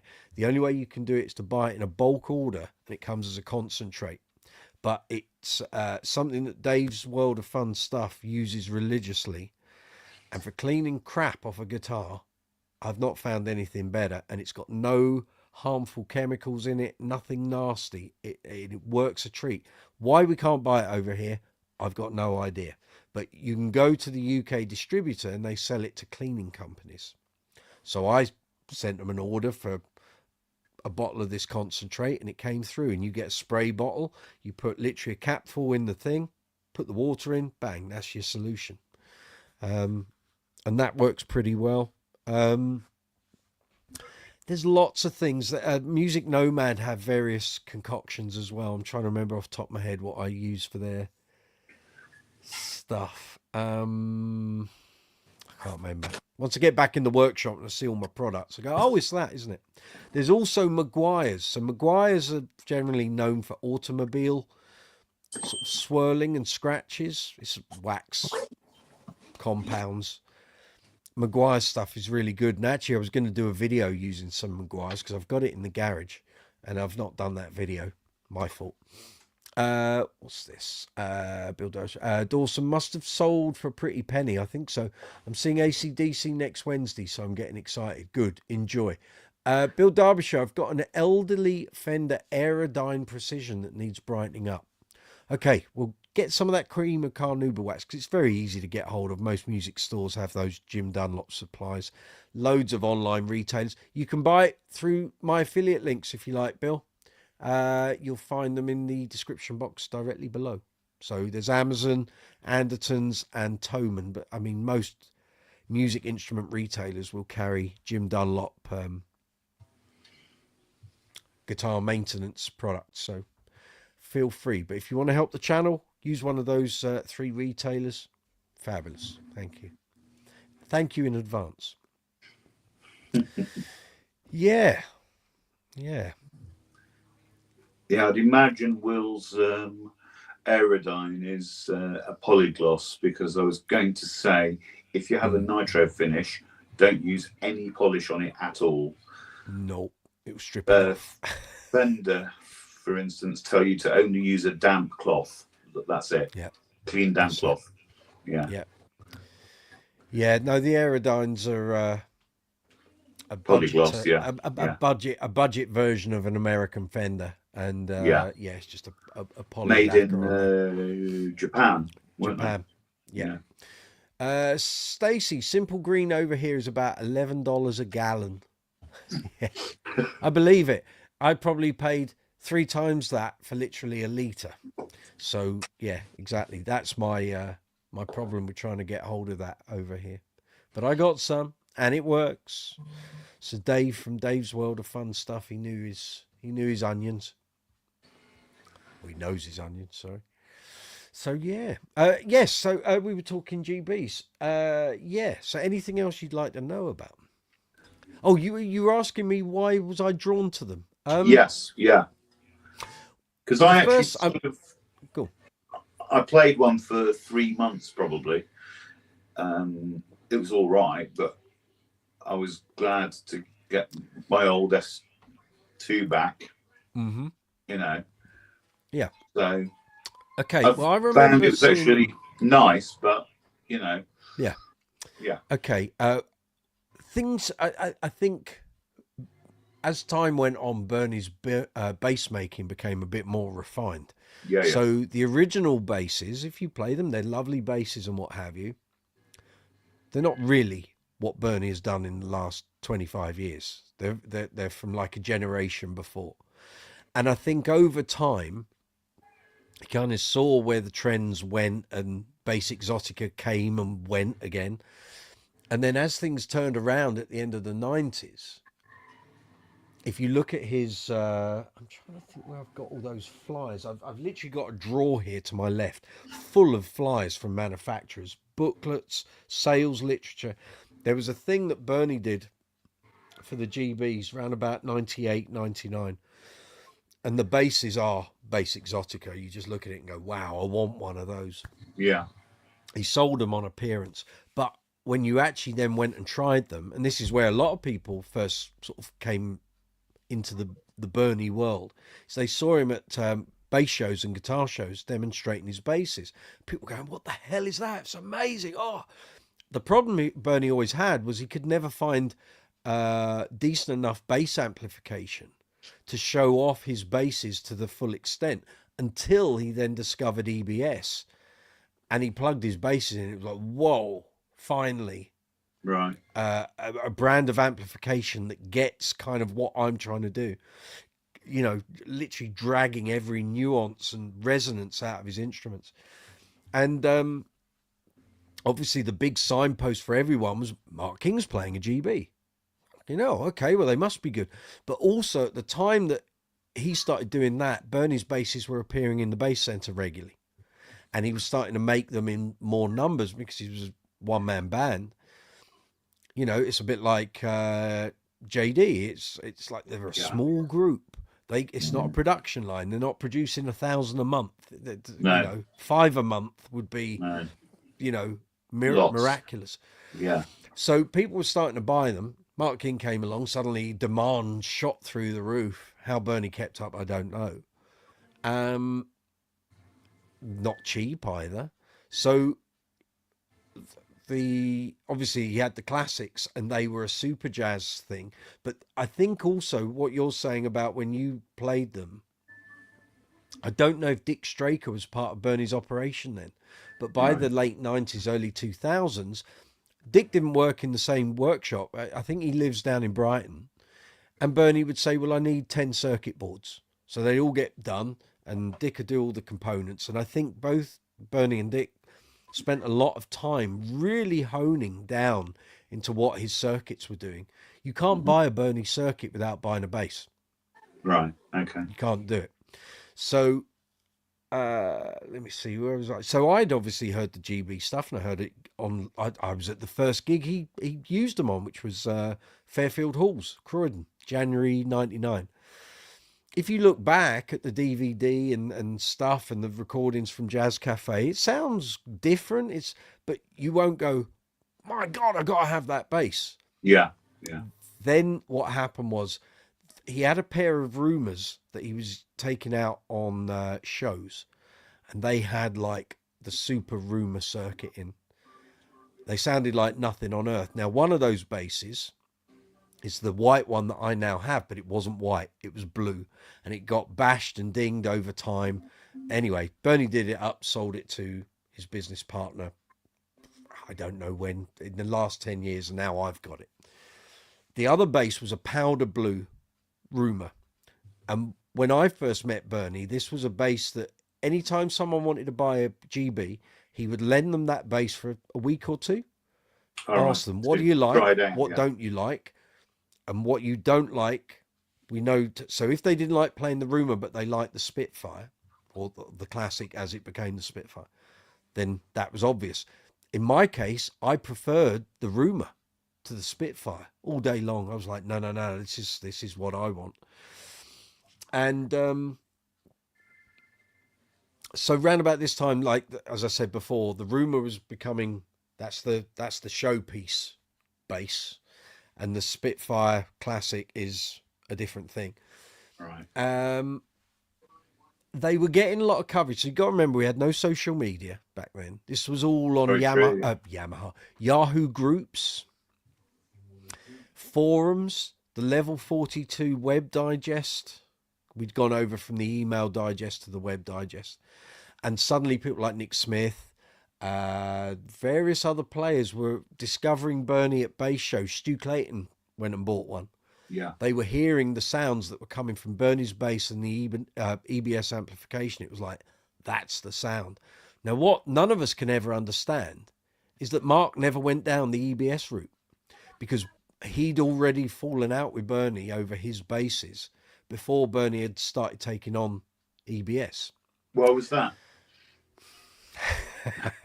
Dare I ask? I won't get into trouble because I know there's several sides to this. So I've heard from one side, which was, hang on, someone's asked for it's Bill Derbyshire. This is the bass that needs cleaning up. That's a very nice bass, Bill. Very nice. I'll post that up in a moment. I'll finish this conversation first. Okay, so one side of the story is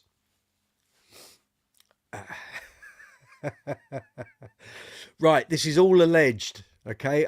No one's taken me to court over this. This is alleged. This is what I've heard over the years, right? So one thing is, Mark wanted the basses for free. He didn't want to pay for them because in his eyes, Bernie was going to do very well from having Mark's association, as any manufacturer would.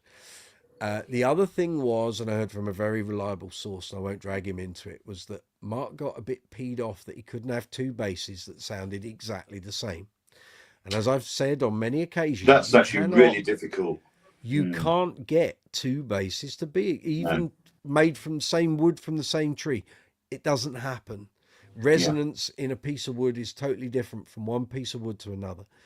Anyway, that was a stipulation that Mark wanted two basses that sounded identical, and he couldn't.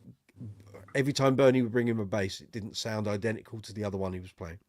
There was also an issue that certain times frets popped out of his GB because Mark was hammering the things. I can't believe that. I mean, I've got 4 Bernie basses. I give mine a fair old whacking. I've had no frets pop out, so I don't know why that happened. Then I've heard the other side of the story, and as I said, Mark wanted the basses for free, but Bernie had to be paid. He's building basses and can't afford to make instruments for free. So that was one thing, and I don't know if this is the case. I don't know at what point Rob Green entered the conversation and approached Mark and said, we really should build a bass, because the King basses were then on the very next tour. So I don't know whether Rob had already approached him or anyway, that's by the by. Yeah.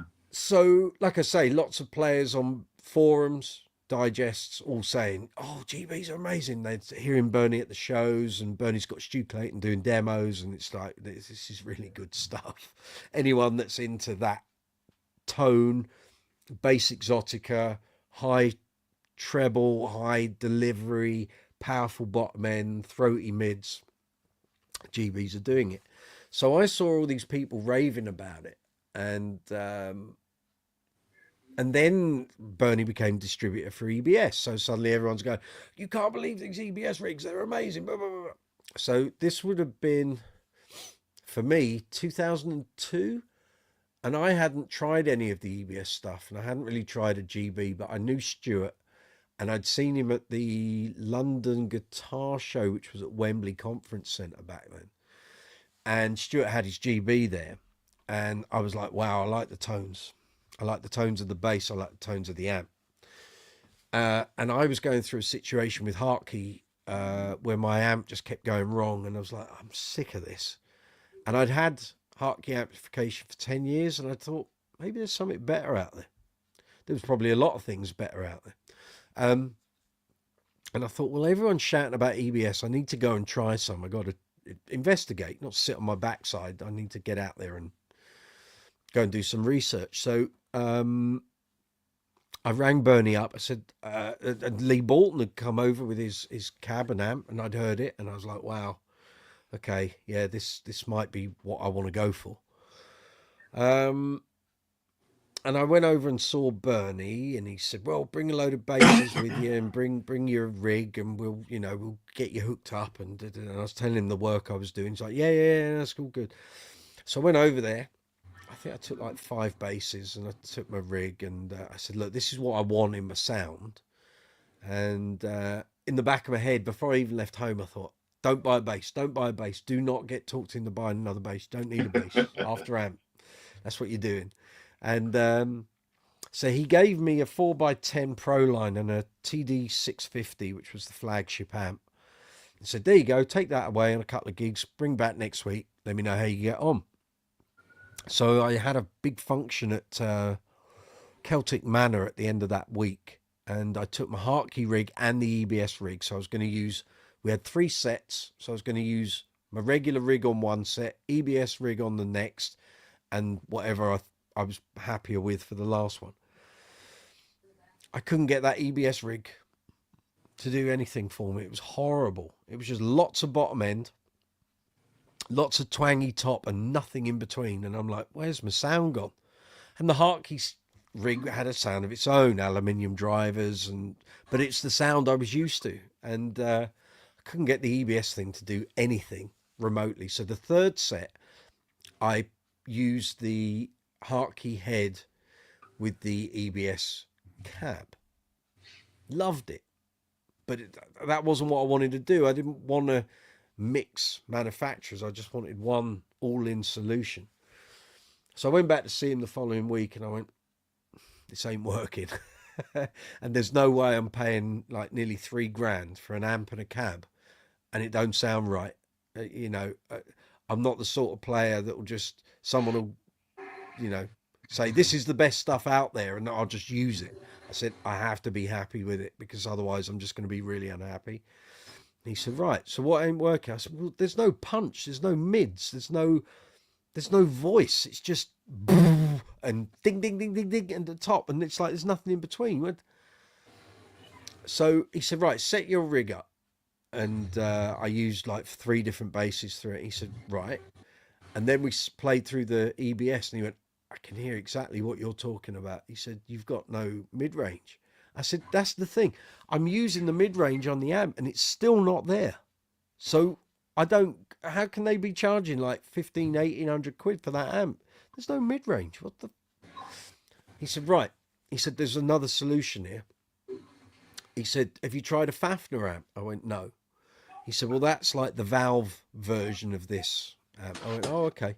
And as soon as we plugged it in, there was the sound. Yeah. Bang on. I was like, well, okay. So I took that out on a couple of gigs for a week. And I said to him, well, there's no point me bringing it back. I'll just pay you now over the phone with the credit card. I said, this is the rig I want. It's fine, done. So all the time in the back of my head going, don't buy a bass. Don't buy a bass. You don't need a GB bass. You don't need all of this. I already had my Empathy, a 2000, a couple of other basses. And Bernie and I stayed in touch, and I'd pop in whenever we were gigging in Croydon. And probably about a year later, he said, you've not taken any of my basses out on gigs, have you? I went, no. And he had like some really stunning caramel coloured quilted maple top blonde Spitfires. And I'd see him building. Every time I popped in, there'd be these amazing things he was building. I'm like, I see where this is going. So anyway, he lent me one. I used it on a couple of gigs. I was like, wow, this is different level, isn't it? This is really good. I took it back, and he said, right, well, you've had a Spitfire, so now take the powder blue Rumour and tell me what you like about that and what you prefer. And so the circuit in that Rumour, the way it played, the balance, everything, exceptional. Everyone that has ever taken that bass for a spin has wanted to buy it, and Bernie won't sell it because it's made up of multiple bits of wood. It's like an odd job bass, so it's all been put together, nice spray finish, and that's it. He doesn't want anyone ever to have it because if they stripped it down and saw what it was, they go, "Oh my god!" Anyway, took that powder blue one out, and took it back, and he said, "Well," I said, "Wow." I said, "I'd love one of them with a circuit tailored how I want it." He said, "Right, well, we can do that." And about 8 weeks later, I sat there with a big piece of paper because I didn't want the thin body horns like Stuart has on his and Rumours have generally. I said, no, I want a slightly bulkier body. He said, right, well, there's a bit of paper. There's the template. Draw out what you want. So I added on about an inch and a half all the way around the body. And that's my bass. And it took 13 months to get it built. I didn't really have any input in the circuit. I was very happy, and I've always been very happy with it, the way it came out. The only thing I would say now is I would love a mid sweep on it, but in order to do that, I've got to pay for a whole new circuit, and I can't be asked. So what drew me to that tone? I find it very flexible. It's quite different to the Empathy, and obviously no graphite neck makes an impact on that. The way the status stuff is voiced and the pickups are voiced, different to Bernie's stuff. But if I have both of those in my bag, I know the gig's going to be fine. Yeah. There's a warmth to it, but the way his circuit deals with top end and glassiness is amazing. So there's 18 dB of cut and boost on that circuit, loads of headroom. People always were very confused as to what the switch does. The switch is a parallel series switch. I got it from him when I was doing the reviews on this channel, because he would always be very vague. And he still is very vague about things. And I'd say to him, what's the switch for? Oh, well, it's a top end boost. It's like, it's not a top end boost, is it? And then I'd ask him 6 months later, so what's the switch do? Oh, it's a slap switch. Well, what's that? What's the slap switch? What does it do? Oh, yeah, I've just got to carry on with it. And so eventually I dragged it out of him. It's a parallel series switch. So, yeah, and there's so much headroom, tonal flexibility. Even now, 21 years on, I'm still finding sounds in that bass. It's just, it does things. I've had it, I took it with me to Israel on a month's trip when I hadn't used it for a long, long time. And it was like rediscovering an old friend. Amazing. Love it. Love it. But even though most of the circuits will sound the same and what have you, all of Bernie's builds are custom. Doesn't make anything to a factory default. They're all custom. So you can pick up 5 and they all sound totally different, whether that's wood, pickups, circuit. So when you encounter one, if you don't like it, don't let that cloud your judgment, because that's not necessarily how they're all going to sound. He built a bass for Marcus Miller. All right, okay. And I think Marcus had it, or maybe he didn't, but Marcus was so tied into the Fender and the jazz thing and the Sadowskis. Bernie didn't really stand a chance on that front. And that bass is like a hot rod. I mean, my basses are hot. This thing was like off the charts. And he built it with every custom option. And I'm not sure. I think Bernie's got it now. He sold it to Rob, who was my and Lee's mutual friend. And I think Rob sold it back to him. And it's now, as far as I'm aware, it's still with Bernie. Other people might know different. I haven't talked about him with him for a while. But yeah, just a very different bass. But I mean, the 5-string Rumour that I've got here, that was one of the prototypes for Lawrence Cottle. Many players played that and gone, wow, I want to buy that. And it's like, no, it's not for sale. and that was just a lucky purchase through Bass Chat. Yeah. I can see a load of things here. Lee Bolton, I remember you trying my Kingbass. I've never played your Kingbass, Lee. I don't think. Did you have your Kingbass when you came over? Maybe you did. Maybe you did. Calling it a one-trick pony and bought a GB. I called it a one-trick pony because when the Kingbasses first came out, they just sounded like a very expensive rich man's toy. And here we are 24 years later, and I still stand by that. The first actual Kingbass design, the problems with it were the body was too short. Yeah. So it gradually sort of actually worked around you that way. Yeah. I was never a fan of the circuit. Thing. I was never a fan of the circuit. Yeah. But I remember because Alex Carter at the gallery had one. Yeah. And I had my empathy with me. And I knew what my empathy could do. And he was playing that his Kingbass, and I was like, I'm not sold. Yeah. At all. I had two of them. I had a custom order 5-string artist one, which was good, but the problem with that was that the front soap bar on the Kingbass is much nearer to, of course, the actual board, isn't it? It's further up the body. Yeah. And when you did any slap playing on the E, the actual B just went crazy all on its own. That's so annoying. Yeah, so that's resonance for you. Sold that one and bought, ordered a 4, which was never as good. So I sold that, and Rob had a Walnut S2 Classic on stock, which I actually played. It's absolutely phenomenal, and I've been playing it for the last 18 years. So, yeah. We're all different, but you find certain bases on your journey, and they just speak to you. Yeah, that's right. Very true. However, having said that, empathy didn't speak to me. It took 5 years, a reset up, a change of string brand and gauge for that to work. But once I'd got that happening, that replaced everything else. Yeah. Some guys, smells good too. We're talking Simple Green here. We used it in the army. Very good. Gareth Harrison, good to see you. Lee Bolton, yes, you bought okay, you must have just bought it, obviously. I think at that time. It's so cloudy, isn't it? It's like 23 years ago. Rob Steen, good to see you. Did you know the late Don Ziff? I knew of him, never met him. He acquired an amazing GB, Ruby, which was the red one, that Bernie had at one show and was played by Mark King and Flea.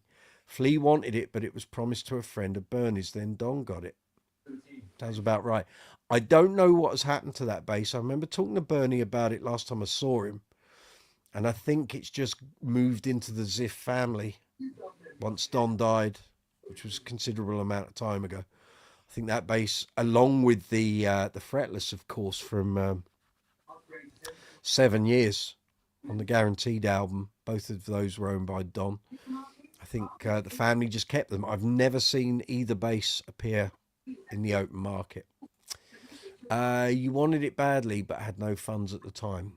Sadly, that's the way it usually works. Extra because musicians, isn't it? Yeah, exactly.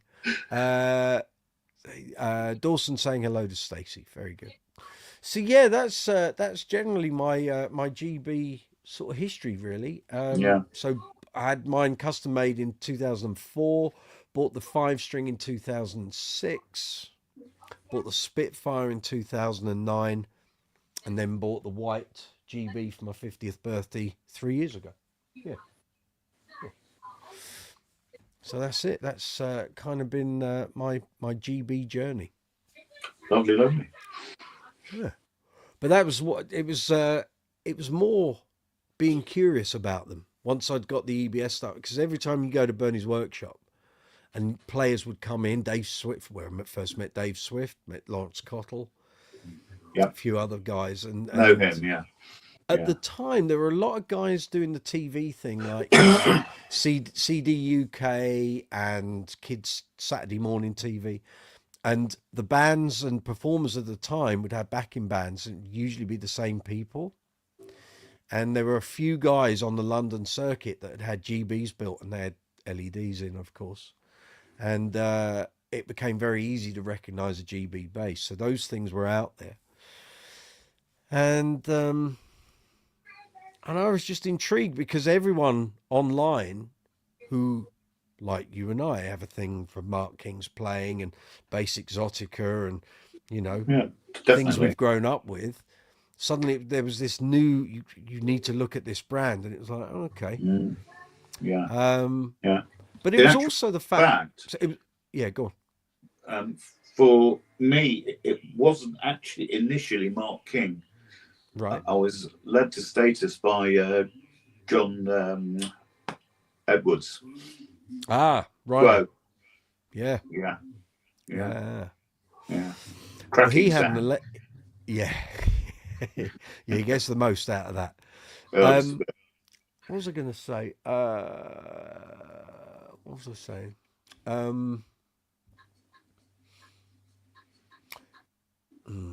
I've lost the thread. sorry about Yeah, it that. was. No, it's fine. It was seeing people use them and people saying, "Oh, you know, you need to check these out." And so there was Yeah, quite a lively sort lot of. of conversation on the Yeah, Level 42 web digest where lots of bassists would sort of hang out in certain parts of that forum. And we have the lovely Rob Steen with us, of course. And we used to have Mark Palmer comes on here, Funky Hobbit. And there was a bunch of them. Mark Palmer, what's the guy? He's on Facebook. Mark Littler up in Newcastle, I think. And Nick Smith, of course. And loads of us that would talk about gear endlessly. And obviously all influenced by Mark and stuff. And everyone going, "Oh, what have you got? What have you got?" And people buying, well, like one week they would buy Spectre, and next month they were buying Alembic, and the week after that they buy the brand new Status, and this gear was just, it was like this merry-go-round of gear. But yeah, every time people were talking about GBs, it was like, I wonder. And if you and I think I might have played a couple at the Bass Centre because they were still in Wapping at the time, and you'd go and try one and be like, Now I can tell you, my Rumour plays better than any of the GBs that were ever or that I ever played at the Bass Centre, but it's made for me. So obviously the neck is what I want, the circuit is how I want it. But like I said, GB creation is a one-off. It's you can't say that's how the next one off the production line is going to sound. They're not. But yeah. generally, whatever you want the sound to be, you can have it. You just have to tell Bernie, and Dick will work his magic on the circuits. So there we go. Rob Steen, the Moon Fretless was refretted in the Bass Centre for Don, I think. Yeah. That was there. I could have bought that when I bought the, well, as we both could, Rob, when we bought our previously owned Mark King basses from the Bass Centre. That was a funny old day, wasn't it? I can remember that. Clear as day. 28 years ago. Oh, dear. Didn't know where to put yourself. For Mark King basses, all on stands. Crazy. Frightening. Very. It was. I got there 4 or 5 days after all these basses had first gone up for sale. So a lot of the stuff had already gone. Yeah, there's a lot of money wrapped up in that. In fact, if I get round to interviewing Barry at the Bass Centre again, I'm going to ask him, how much did you pay for all that stuff off of Mark? And what did you eventually sell it all for? What was the finishing amount? I remember sitting there playing the Wal MIDI bass and thinking, what do I do if any of this goes wrong? How do you get this fixed if any of this goes wrong or the neck stops working? because all the MIDI contacts were in the frets.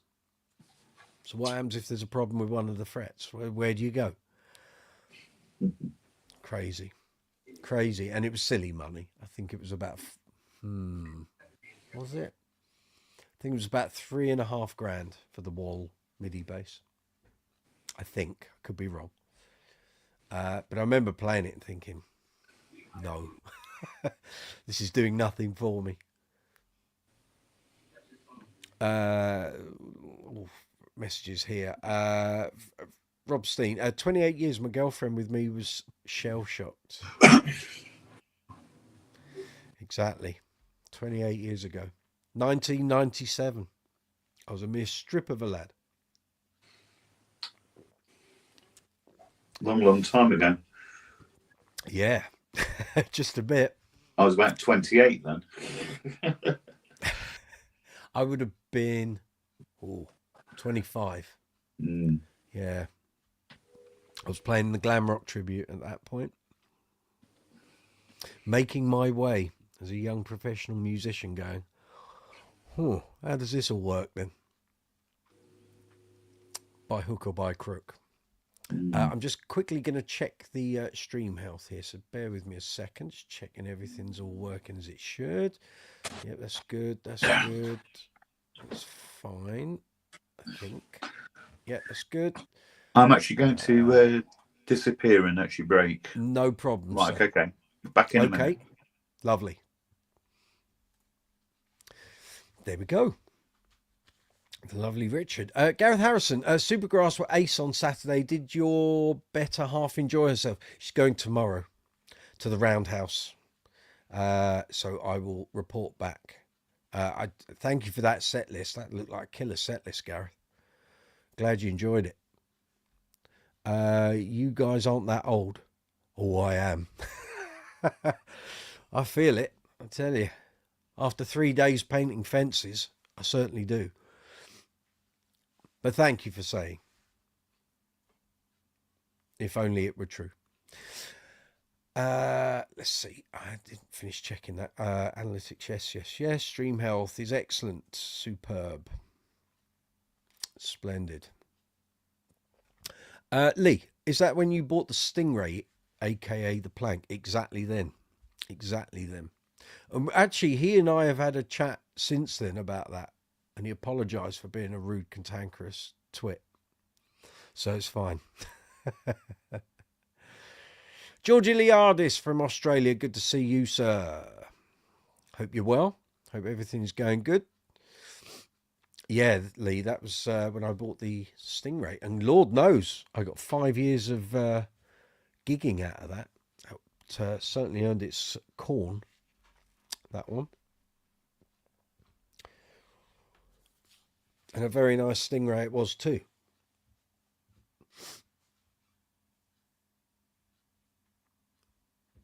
Yeah. I remember going travelling home with it and thinking, Christ, I can't believe I've got it. But again, I don't know exactly what was there at the start of the week. The way all that panned out was a message came onto the Level 42 email digest. This was 97. Someone posted up, I've just been in the Bass Centre in London. They got loads of Mark King's old gear. Has he retired? And everyone went nuts. No, he hasn't retired, has he? Oh my God, oh. And I thought, right. So I got in touch. I rang them up. I said, have you got a load of Mark's gear? They went, yeah. And he's just had a huge clear out of his sort of storage areas at John Henry's and at home. And we got a load of his basses and amps and stuff here. I was like, right.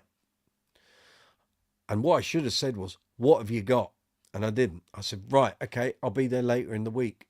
But that was no guarantee anything would be left. Actually, I was surprised how much there was left. But then again, none of it was very cheap. So, and at the time, July 97, Bass Exotica was not necessarily the flavour of the month like it had been. Britpop had sort of come and was sort of on its way out, and other stuff was coming in. So vintage Fenders, Rickenbackers, Gibsons, all of that stuff was a bit more in. So $4,000 alembic with LEDs wasn't going to fly off the shelves like it would have done 6 years earlier. Gareth, a mate of mine has got a Limelight custom PJ, yep, for sale. What are your thoughts on them? They're really good. They're meant to be very authentic representations of old vintage Fenders. However, I have read things on Base Chat before where people have paid a pretty penny for one, and then because they've had aged hardware and stuff, things have broken. So I have no experience with them. I've never used one as far as I'm aware. I've never bought one, never played one in a shop. But the whole relicking thing, if you go down that route, in order to age some of this stuff, it has to go into sort of fluids and moisture and all of that. And I don't think it does the hardware any favors. I'll bring you back, Richard. I don't think it does the hardware any favors. And I think I remember someone saying they had like a machine head broke or snapped, and some problem with some bridge saddles and the screws. Yes. Basically, some of the screws in the bridge saddles completely locked and sort of binded themselves to the inner material. Wouldn't work. So you had to buy a whole new thing. And obviously it's not going to match because it's all been relicked. So that was the problem. He wants about $1,000 for it. That sounds about right. I would check it out. And before, mate, mine's got a Limelight. So what you thought? So if you are thinking of buying it, Gareth, go and check that all the screws turn and that you can adjust the saddles, you can adjust the pickup, and make sure the electronics are all working as well. Don't just, I'm sure you do this anyway, but just check the screws. How many times we bought bases, you don't check the bridge saddle screws, you don't check truss rod.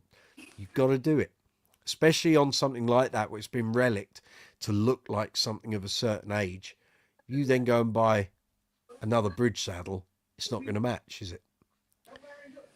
Or you're going to have to try and relic it yourself. But it's up to you whether you want to, pump out $1,000 on something that's then not going to be what you're buying it for. So yeah, go and check it out.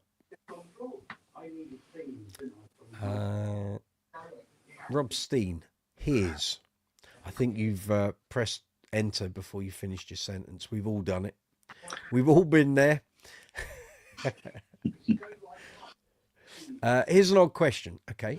Any idea where to buy a red bass bridge? I found tuning pegs and want a matching bridge. It would go lovely with a piece of wood I have. Anyone? No ideas. Because hardware has to be plated. And I'm not sure where you get that done.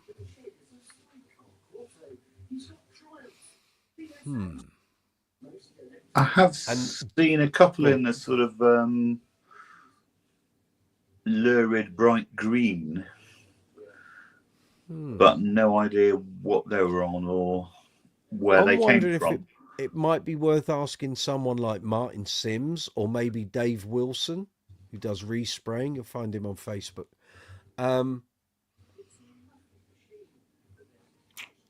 It clearly can be done because people have custom instruments done with special color graphics and stuff, and they get the hardware done to match it. So clearly it can be done. Oh, here we go. Go to a car paint shop and get one you have powder coated. Okay. Yeah, true. Yeah. I have no experience of this, Rob, but that would be my suggestion and Gareth's suggestion as well. You could only powder coat it if it was made of aluminium, though. This is the thing. See, a lot of the base manufacturers now just they don't build their own, or don't have Status. Obviously, had their own bridges done, but a lot of companies don't do it. They just buy in, ABM bridges, shallow bridges, hip shot stuff. So I don't know, but those would be our suggestions. I think give them a go and see how you get on. I think. Let's share. I'm just going to pull that one down. I'm just going to share Bill's bass. So let's, if I can open that up. Yeah, save that. And then I'll open it up as an image in its own right. Give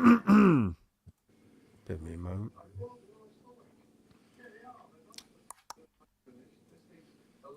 Oh, not that folder, Mike. That's the wrong folder for that.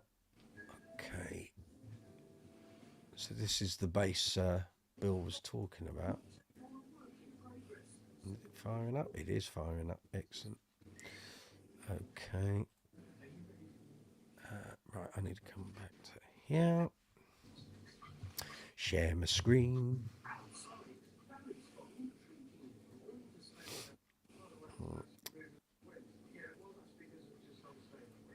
Okay. Where is it? There it is. I assume you can see that. Yeah, that's very nice, Bill. Very nice.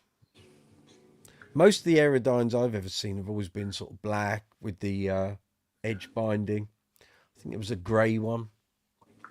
The early batches from Japan, about 2004 onwards, they had no actual guard either. That's right. Yeah. And it was almost like an angled body. It was like a spectre curve, but with very odd. Yeah. Yeah. And it didn't stay a consistent depth, as I recall. Yeah. It was like it sort of went chunky and then sort of thin around the edges and then chunky again. Yeah, it was a compound hemispheric or that's it. Something. Yeah. Another description to sell the thing. Marketing term. Exactly it. Exactly. There we go. Rob, thanks, Gareth. I know a man. See what he says. There you are.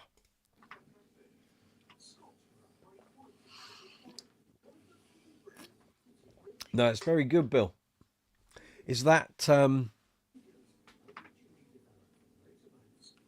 figured maple top or is it a transfer? I'm guessing for an Aerodyne it will be a transfer, but I could be wrong. I'd imagine it's an actual maple cap. Okay. For a guess. Because the Japanese Aerodynes, the bodies were made of basswood or basswood. Yeah. We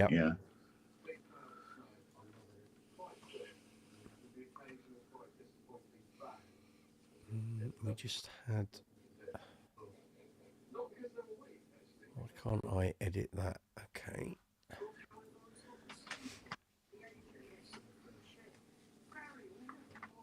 Sorry. I'm just going to remove that message. Okay, it's not showing, so that's fine.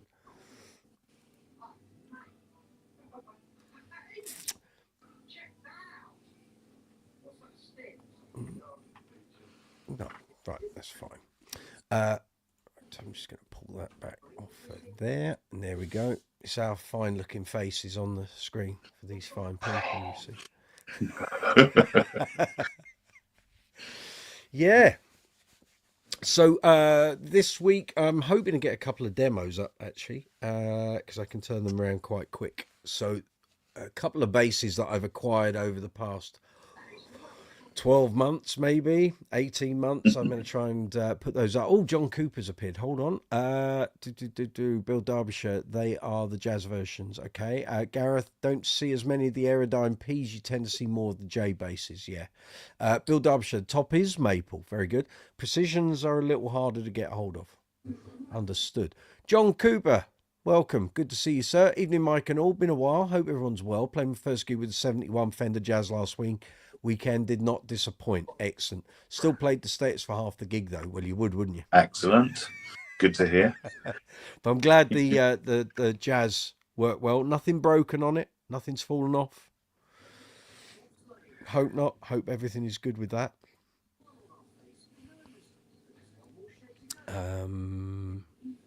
Gonna have some gigs up your way shortly, John. I'll let you know when I get details.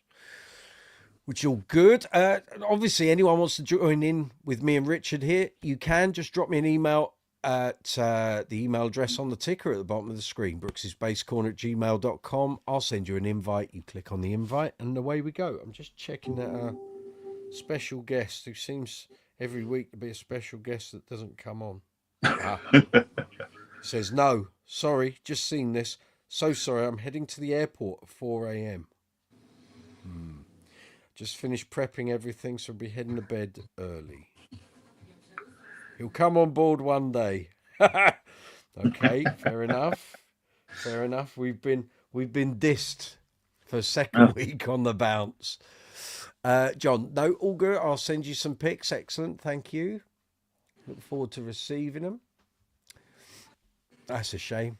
I thought he was going to come on this week. Not to worry. Not to worry. We're here every Tuesday, so it's fine. Gareth, also seen a Chris Hillman signature guild bass that's tempting me. Signature. I don't even know what that is. I know what a guild bass is. I don't know who Chris Hillman is, so let's have a look. Hillman.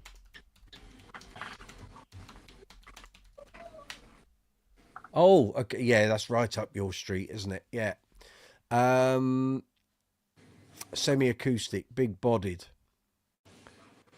Gibson Rivoli style contraption. That's right up your street, Gareth. Price?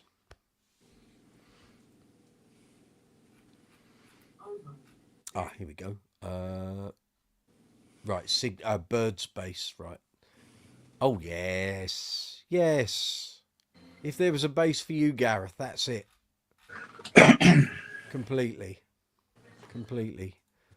How much are they on guitar? Oh, pre-owned. Okay. No prices on there, though. 700. Okay. You need to kind of try it first, don't you? Hi, Bill Clements. Good to see you. Thank you for all your comments on the videos over the past couple of days. Yes, you need to go and try that at 700 quid. I wouldn't buy it unseen. But yeah, looks nice. A single pickup version? I don't know if they do a double or not. The bridge looks a little funky, but that's all right. If that's your thing. Two, well, one's a thumb rest and one's a, what do we used to call that? It's not a crowbar. Tug bar. That's it. Tug bar. Yeah, that's Tug right. bar. Yeah. Yeah. The old school. Playing. That's it. That's it. Yeah. Pull your fingers up and then you can go. Great, that, isn't it? Great way of playing. Maybe that's what Larry Graham meant to do, actually. Bass picks. Here we go. Let's have a look at these. Oh, they're very nice. Yes. Very good. We'll go with that one, shall we? Let's just save that. We can stick that up. We'll present that.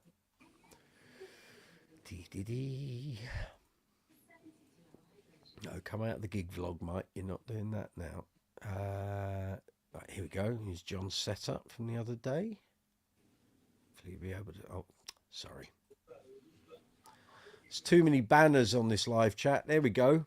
71 Jazz. Series 2 Classic. No, it's not, is it? It's a Series 2. Sorry. Difficult to see from this angle. It's a custom 1994, I think, wasn't it? All right. 92. Nice. Yeah. It's. I thought it was an Empathy, but apparently Dawn at Status said no, it's definitely a Series 2. Yeah, because the Empathy came out about 94, didn't it? Empathy. The first Empathies were 1990. Are they really? All right. Okay. Mark King had potentially the first one. It got stolen from his hotel room after a photo session, and it did come back eventually. They found it, but no, they were available, and for some reason the Empathy and the Series 2 crossed over, so they were both available at the same time. So some people, as John has, what I thought was an Empathy turned out to be a Series 2. All right. And some people have Series 2s that are actually empathies. So So did the empathies still have the single block neck with, of course, no rod in it? yes. Yeah. So both of them, I've got two that are both 1998s. Yeah. There's no truss rod. All right. And they've never moved. Yes. Not yes. My old Series 2, which was production number 427, I think it was. Mm-hmm. That one never ever moved, and it got chucked round, and Well, my red empathy has been in 49 degrees in the Middle East. Yeah. And it didn't budge. No change. Nothing changed. So that's fairly reliable in my book. Yeah, that's what I like. No tweaking. And it's a joy to be able to go abroad. You haven't got to take any Allen key for the neck. Yeah, that's right. And to be honest, even now, I've never adjusted that bridge since 2007. Since I last locked it in place.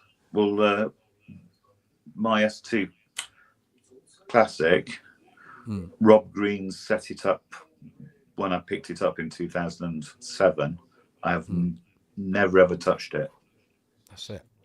Yeah, it's they're great. They're bomb-proof. Yeah, bomb-proof bases. Every house should have one, I say.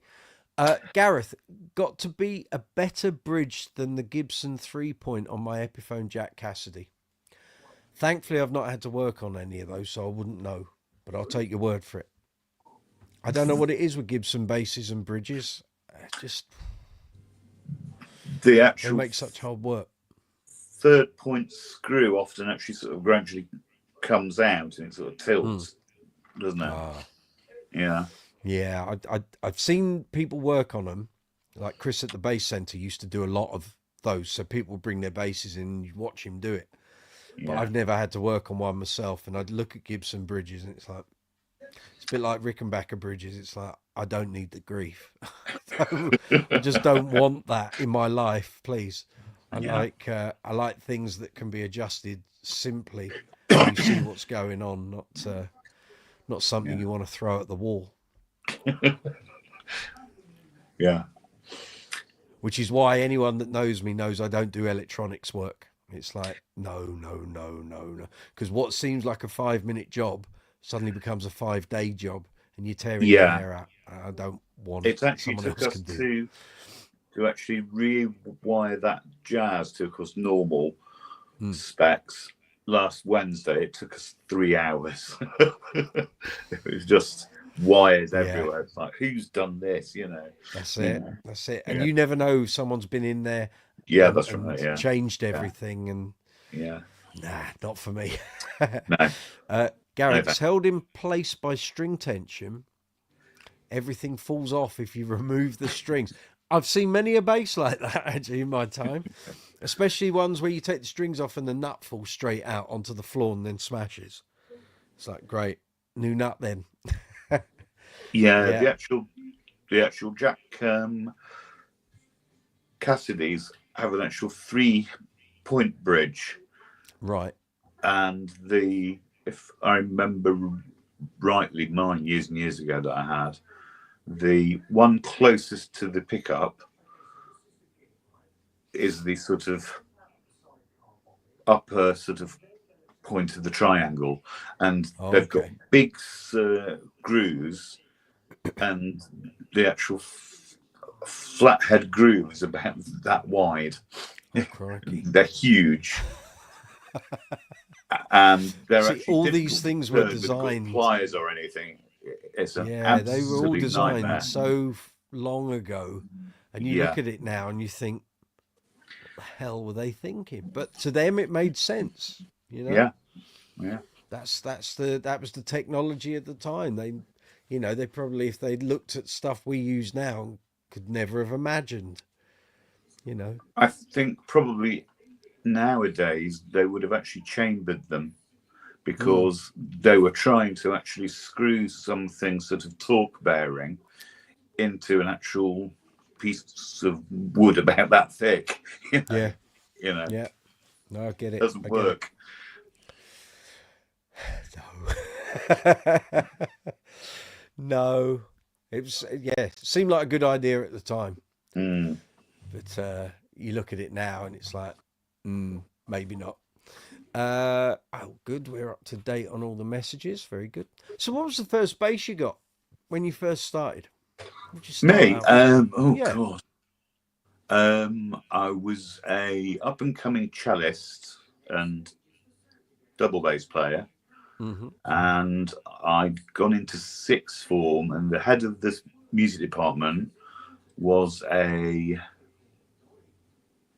bass player on and off, Right. and I sort of thought, hang on a minute, these notes are identical to an actual upright. Oh, this is easy, yay, brilliant. We all And get lured down that path. This yeah, is easy. and Cheers, Bill. Take care. We'll see you soon.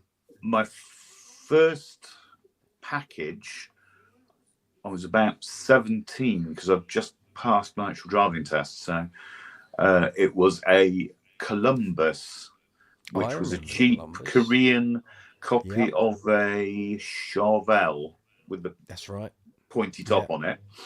Yeah. And it had P&J pickups, I seem to remember. Sounds about right. Yeah, they did a cheap range of pedals.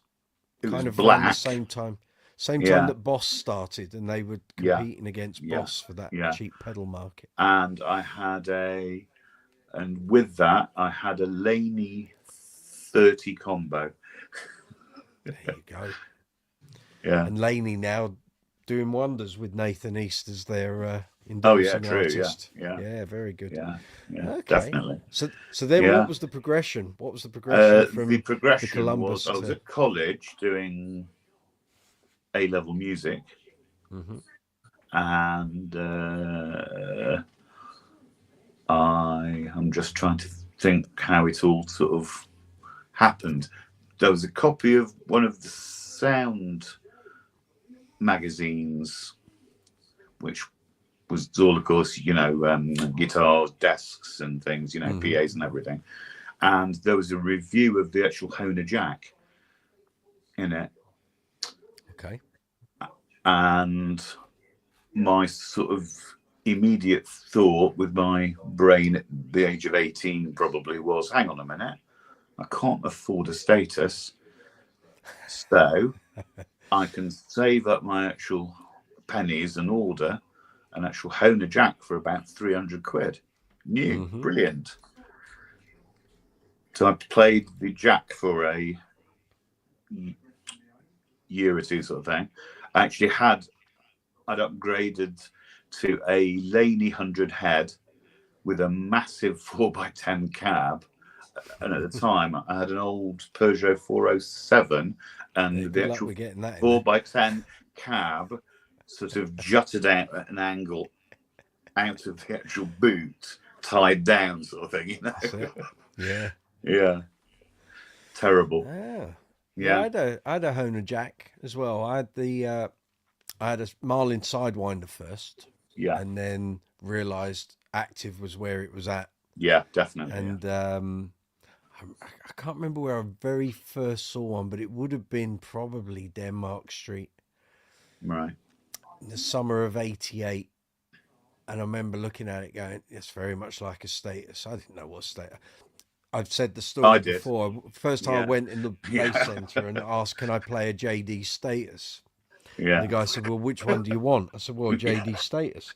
Yeah. He said, no, which bass do you want? I said, well, JD Status. He said, no, they're two separate instruments. Because on the Level 42 albums, it would say basses played by, Mark's basses are provided by JD space Status. So I thought that's what it was. Not JD Status. Sort of thing, yeah. No, exactly. It didn't say JD basses or JD guitars, Status Graphite basses. I just assumed that was the same thing. Yeah. So there we are. But I remember seeing the Hohner Jack thing, and there was the black and the natural, and I thought, well, the natural's for me there.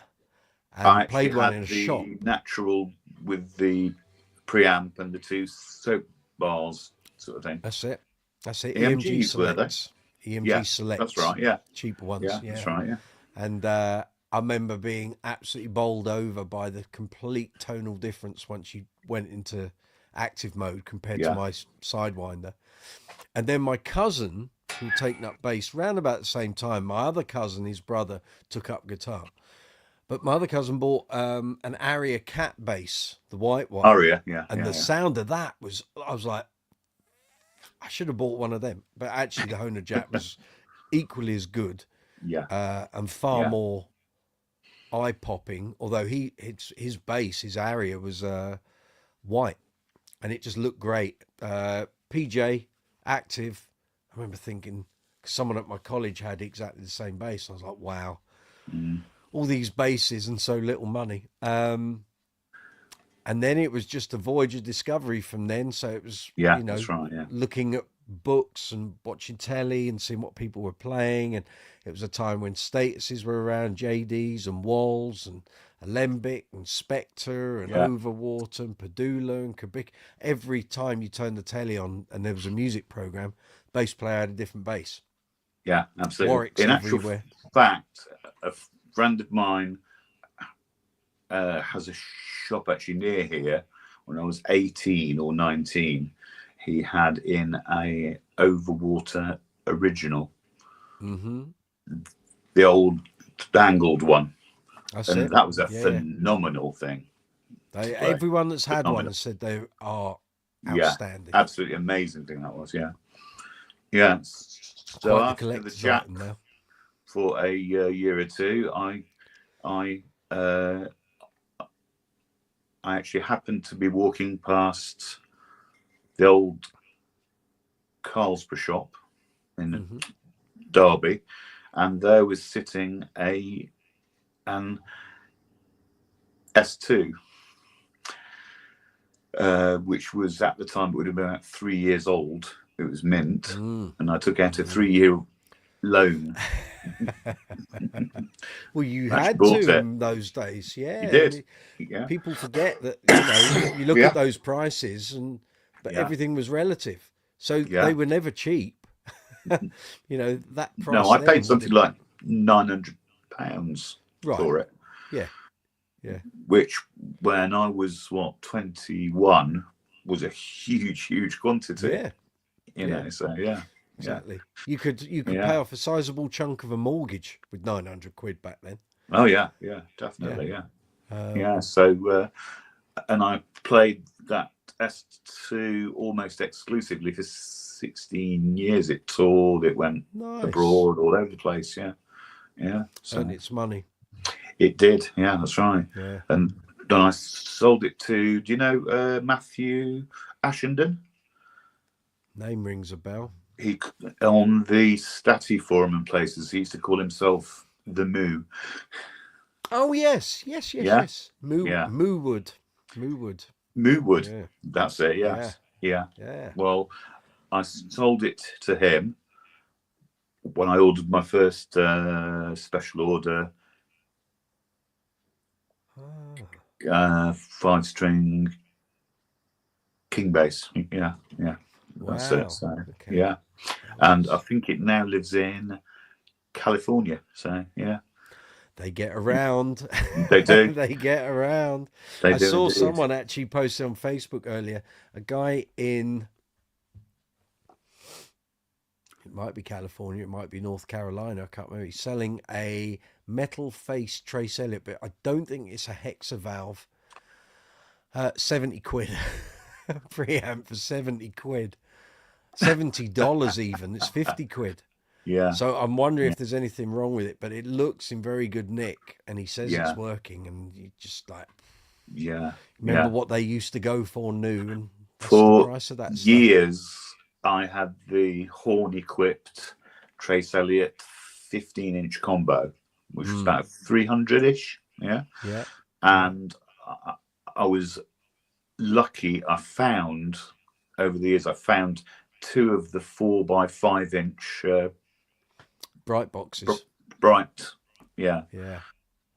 cabs, which were awesome. Actually, I should announce, if anyone is looking for used Trace gear, cabs, combos, preamps, power amps, Nick Smith's sister, Ali, is starting to sell off his amplification, and I wouldn't say they've got an issue, but there is so much Trace Elliott gear. I think the idea was to try and sell some via shops like Bass Direct and Bass Brothers and what have you. This gear is so heavy that a lot of the shops are just like, we just can't sell it. A lot of it's gonna probably have to go via Facebook pages and what have you. But if anyone is after any, if you can't track down Ali on social media, get in touch with me and I will forward your details. There is loads of amazing stuff there. Not just Trace Elliott, there's some Gensben stuff, there's a couple of EBS cabs, Ashdown cabs, there's some SWRs, some Mark bass, what have you. So if you want to help her out, help his family out, that gear needs to start moving, because they've got to start clearing his studio and what have you. I'll put this politely, don't take the piss in terms of like lowballing, but there is some fine gear there. So if you're after some Trace gear, a lot of it's pristine. Like, he really looked after stuff and he bought wisely. There's a lot of it there. So if you're after a Trace combo, amp, cabs, power amps, preamps, there's a whole load of it there, amongst other things. And still some basses as well.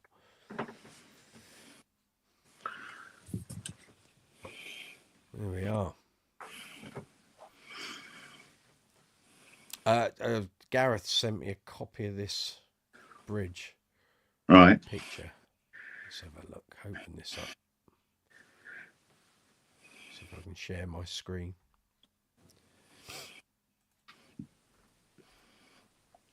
No, it's not going to let me. Right, let's save it and then I'll open it up.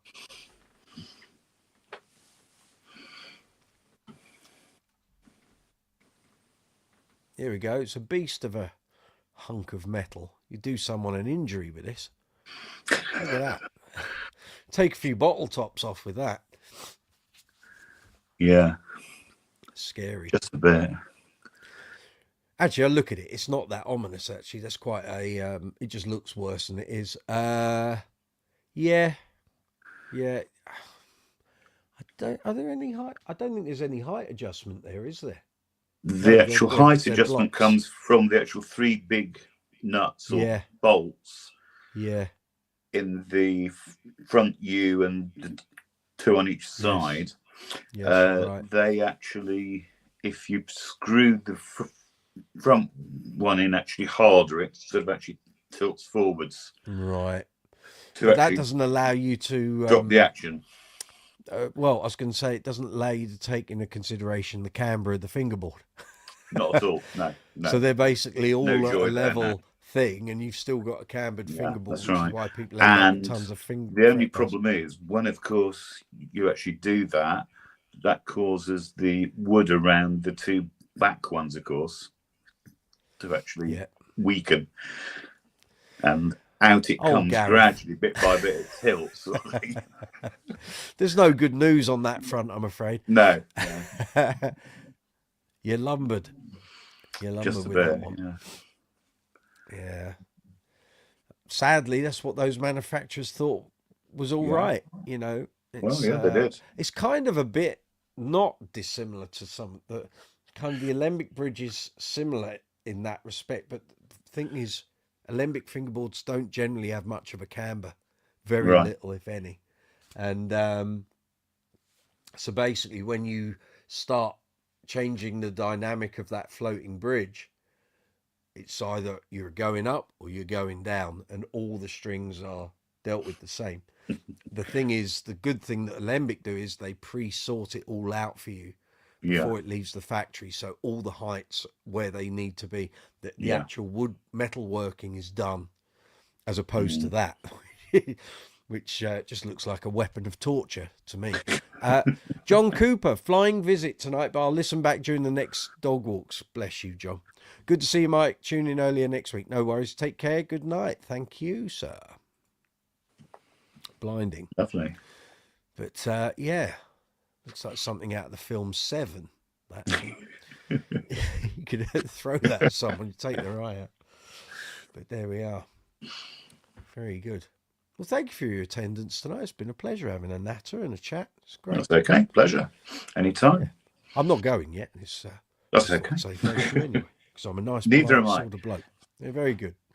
For those of a football following persuasion, Crystal Palace beat Wolves 4-2 tonight. Manchester City beat Bournemouth 3-1. Let's just see what that does to the table. So City go third on 68, Newcastle fourth on 66, Chelsea fifth on 66, Villa and Forest bringing up the rear. Here we go. Right, just checking all the bits and bobs. It's all working. Looks to be okay. That's good. Yeah, that's all going fine too. Excellent. Gareth was tempted to add a Hipshot Supertone bridge, but dropping 170 on a bridge for a bass I paid $450 for. Yeah, it kind of seems a bit daft. Just keep your eye open, maybe on Facebook Marketplace. One might pop up, or eBay, of course. Things do pop up. Have a look on Bass Chat as well. Go in the for sale accessories. I think this accessories has a section. Let me have a look for you. Accessories, other musically related items for sale. There you go. That's your. In fact, let me get a link for you. There you go.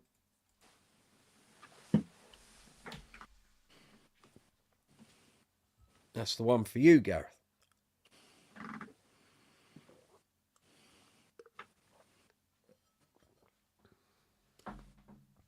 Very good. Yeah. So, as I said earlier, this week, Oasis tribute, Uncle Funk gig as well. It's a rarity these days. Private dues, not public. So, a fair bit of driving as well. I've got Orpington in Kent, which isn't so bad, but M25 on a Friday, that promises to be a real Good luck. And yeah, thank you. And Somerset on Saturday, deepest, darkest Somerset, right down. Nice. Sort of edging towards Exeter way. So a lovely drive there and back on Saturday. But these things have to be done.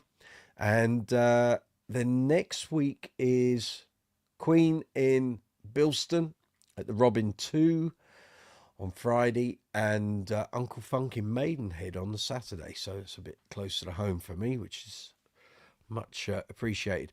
Gareth, my home team, Oldham, I didn't know that. Okay, are through to the National League playoff final. So there you go. Well done. Congratulations, Oldham. Very good. Right, let's just check. I've got everything in the email. Yeah, that's all good. So yeah. I'm just wondering, did you used to post a lot on Bass Chat in the status group? Did you buy a lot of basses? I might have bought a lot up about 15 years ago. Yeah. Yeah. Yes. Did you have one that had like it was a Series 2 classic with like the wood had lines coming out? Was that you? Miss Myrtle. Yeah. 5-string S2 classic with Yeah. Myrtlewood top. I had it originally, yes. And you used to post on there quite a lot, and then you just stopped posting. Yeah, I just got, I don't know. Yeah. I used to follow your Jaded. posts. Oh, right. Yeah. Well, forums will do that to you. Well, I used to love reading all your speaking, stuff. Nick Smith and I were the sort of naughty boys of the forum, practically. Yeah, that'll be him. Terrible. Yeah. Oh, well, I used to follow your posts. I suddenly thought, I wonder if that. Yeah. Yeah. Yeah, you had some lovely basses. Just a few. Just a few, yeah. Yeah. To be honest, the actual Myrtlewood one, I ended up a friend of mine from Alfreton in Derbyshire was after it, and he was suddenly in an actual position to buy it, and I'd had it about 3 years. And you know how certain ones look great but don't play great? They're all right, yeah. that was it. And I thought, yeah, okay, take it, you know. So I sold it to John in about 2012 or 13. Yeah. That's about, yeah. Because at that time, there was such a lot of production going on at Status. Yeah, that's They would right. have new models there up was. like every 6 to 8 weeks.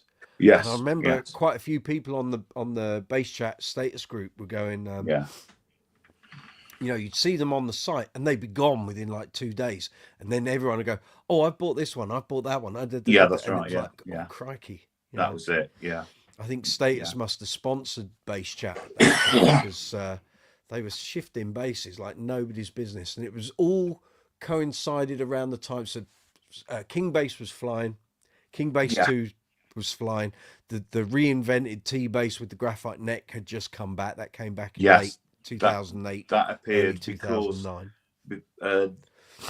That actually appeared slightly earlier because the actual prototype one with the quilted maple top, I had a choice between that and my S2 Classic in 2007. Yes. Yeah. Because I remember I came back from my first Israel trip, and I was contemplating, because the T-Bass had only come back literally like about a month earlier. So this was early 2009, and I contacted Rob and said, how much for a white one? A white one with a white neck. Oh dear. Larry Graham, but with black hardware. Yeah. And actually, do you know what? I think I might still have the email here. Just 2 seconds. I bet I've still got it. Mails to keep. Here we go. Well, standard with exotic woods at that time, it was about 17 or 1800. Yeah, they weren't that expensive. Hang on. All right. It was like, I remember thinking, that's not even close to what I thought he was going to say.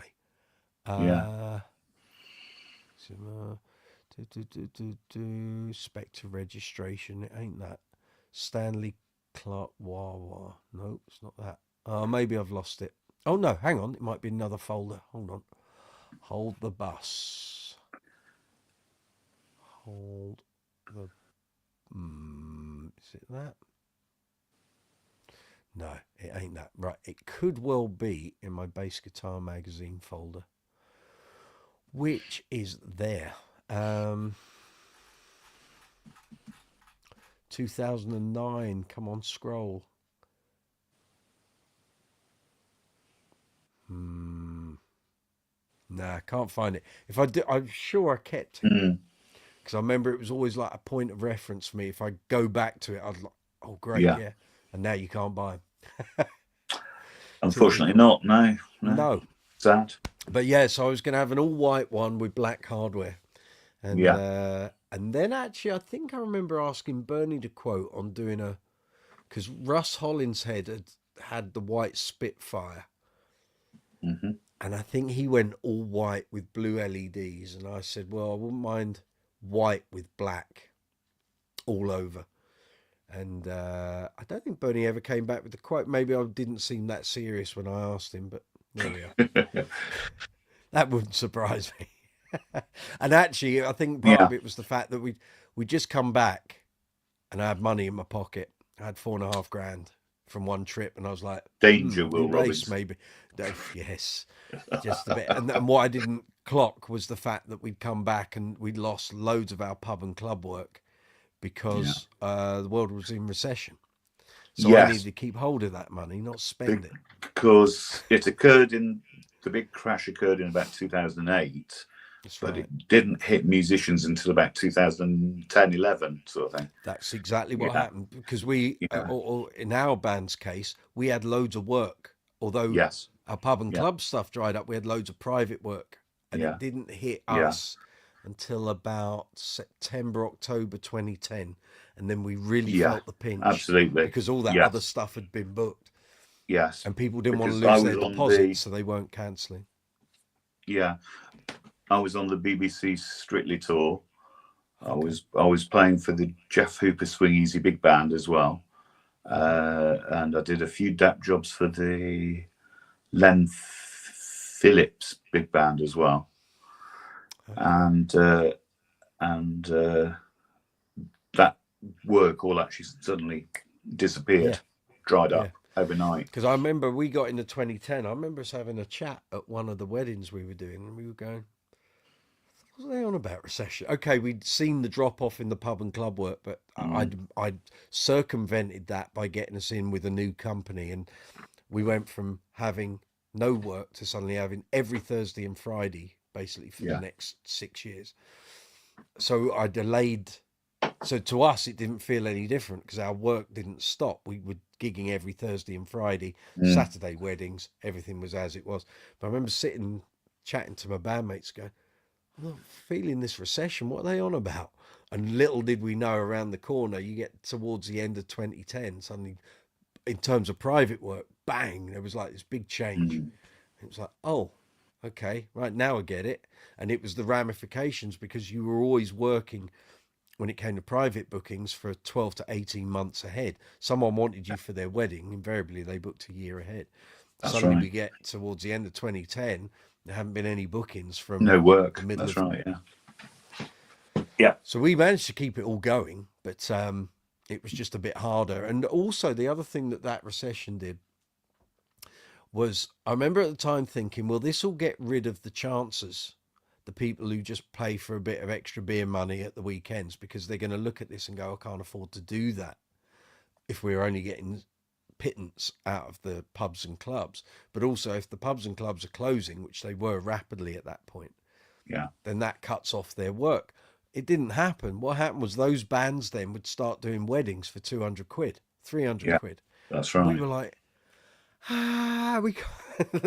that's not meant to happen. It's meant to get rid of those people, and it means we carry on, although we would have to sort of tailor our quotes, and it didn't, and they took off. Absolutely. And it made it harder for bands like ours to then command the fees that we had before, because suddenly people go, but I can get my mate's band for 250 quid, and I'd say, well, go and get them for 250 quid then. That's right. It's scary. It's a bit like living in the Gloucestershire sort of Cheltenham area. I was there for a decade or more, and in all the time there, all of my actual gigs were in, you know, Birmingham, London, Nottingham, you know, Northeast, all over the place. Yeah. The most I ever earned playing in 10 years in the Gloucestershire area was 80 quid at a bar. Oh, crikey. Because the whole area, people will play for nothing. Yeah. Bands. No, I understand big bands, it, because everything. I played in a wedding band as we came out of lockdown. Wasn't a regular band member. I was just like a floating player. And cool. There's no value to being a band around that area. No. Everything is done on the cheap. I was like, yeah, it is. Yeah, that's right. Yeah, definitely. Crazy stuff. Yeah. In actual fact, talking of the data sort of forums, or, you know, feeding sort of frenzies. Yeah. When the Kingbass Mark II came out, it was, oh my God, everybody wanted one and needed one right then and there. And all of these statty players went with Rob and Dawn to see Level 42 at the O2. And we all met Mark in a group of about 20 odd at the end. So I bet he liked that. Oh yeah, yeah, just about. Yes, he doesn't like big groups of fans. It's just like, So yeah. Okay. I mean, I kicked myself because there was a thing that was done partly in joint with the magazine and the record company, and it wouldn't have been Ashdown. It might have been in conjunction with Status. Might have been with TC Electronic. And I was on an Israel trip, and had I not been on an Israel trip, I would have been. There was a video of this, and it's gone. You can't see it now. And it was basically Mark doing a one-to-one tuition thing with a bunch of writers from the mag All right. and other people in our industry. Him with a bass, taking people through various things and how he plays them and what have you.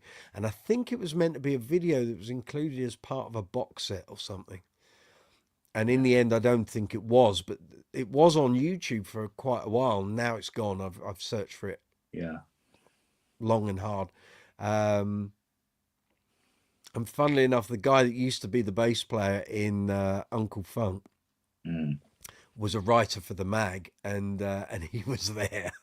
And I remember being in Israel, seeing the video and going, I should have been there. Had I been at home, I'd have done that.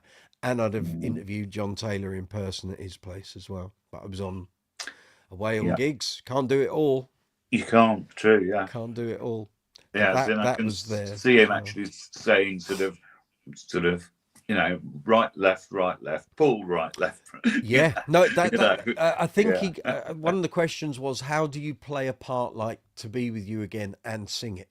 And so he broke it down and said, right, I count in my head. So I'm doing 1, 2, 3, 4, 1, 2, 3, 4, 1.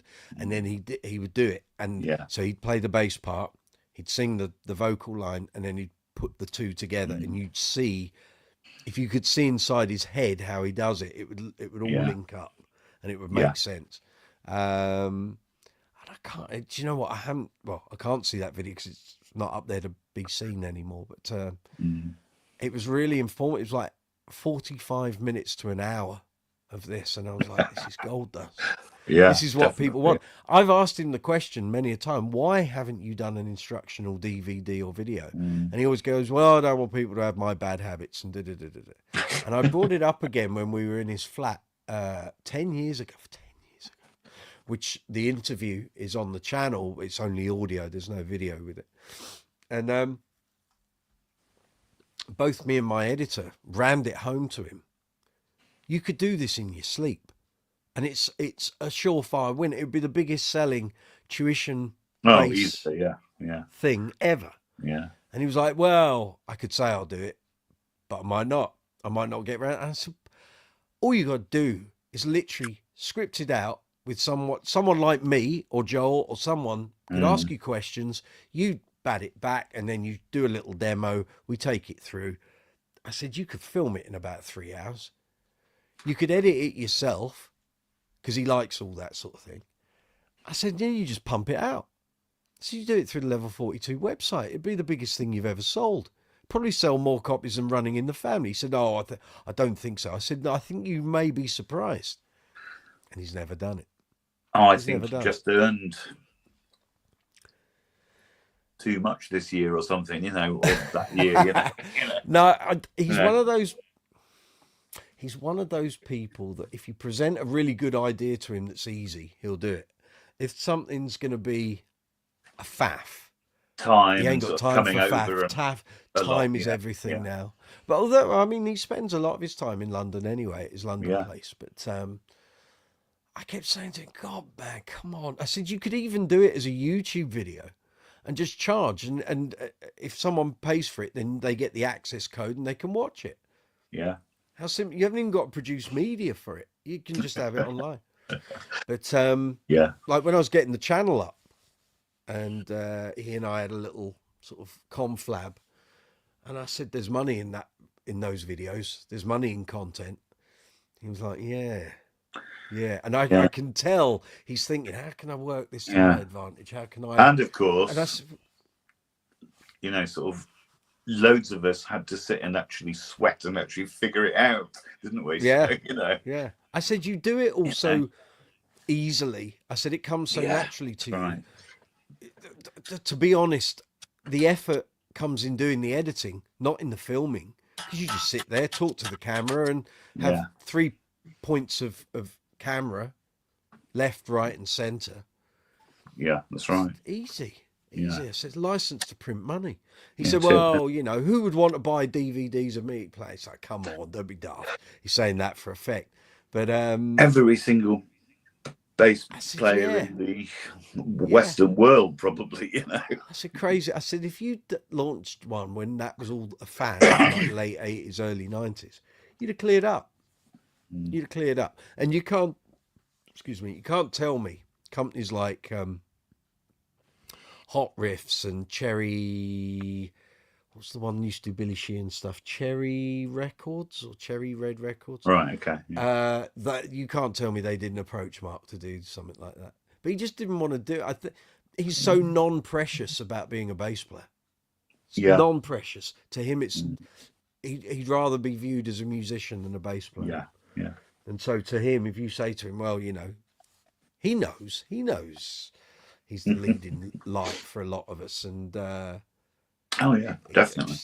but you can't drag the horse to water, And No. look, Very Joel true. and I, the fact that I said it was one thing. The fact that Joel said it with his contacts in the media world and everything else, that resonated because I remember seeing Mark's face and he went, So he certainly thought about it, but I just don't think it was. I'm wondering if the playing ability now is maybe at a level where he just wouldn't want to damage the legend, if you know what I mean. No, I Because think his actual playing is good. I think his voice is beginning to suffer a little bit, if I'm honest. But his actual playing I've seen some videos of him on festivals in the past couple of years, and there are moments where he hesitates. He would never hesitate in years gone by, and I can see the brains working. Yeah, could be. And I think maybe because they're not doing tours the length like they used to, and that where he used to be perpetually playing, like every day, is what you did. He doesn't do that. Yeah, doesn't do that. Yeah. And not a young chap anymore. So the physicality of doing. Well, he is what, 65 now, 66 around there. Mm-hmm. Yeah, thereabouts, isn't he? Yeah, probably. I always thought his peak was when he first came back with the early Kingbass. They did a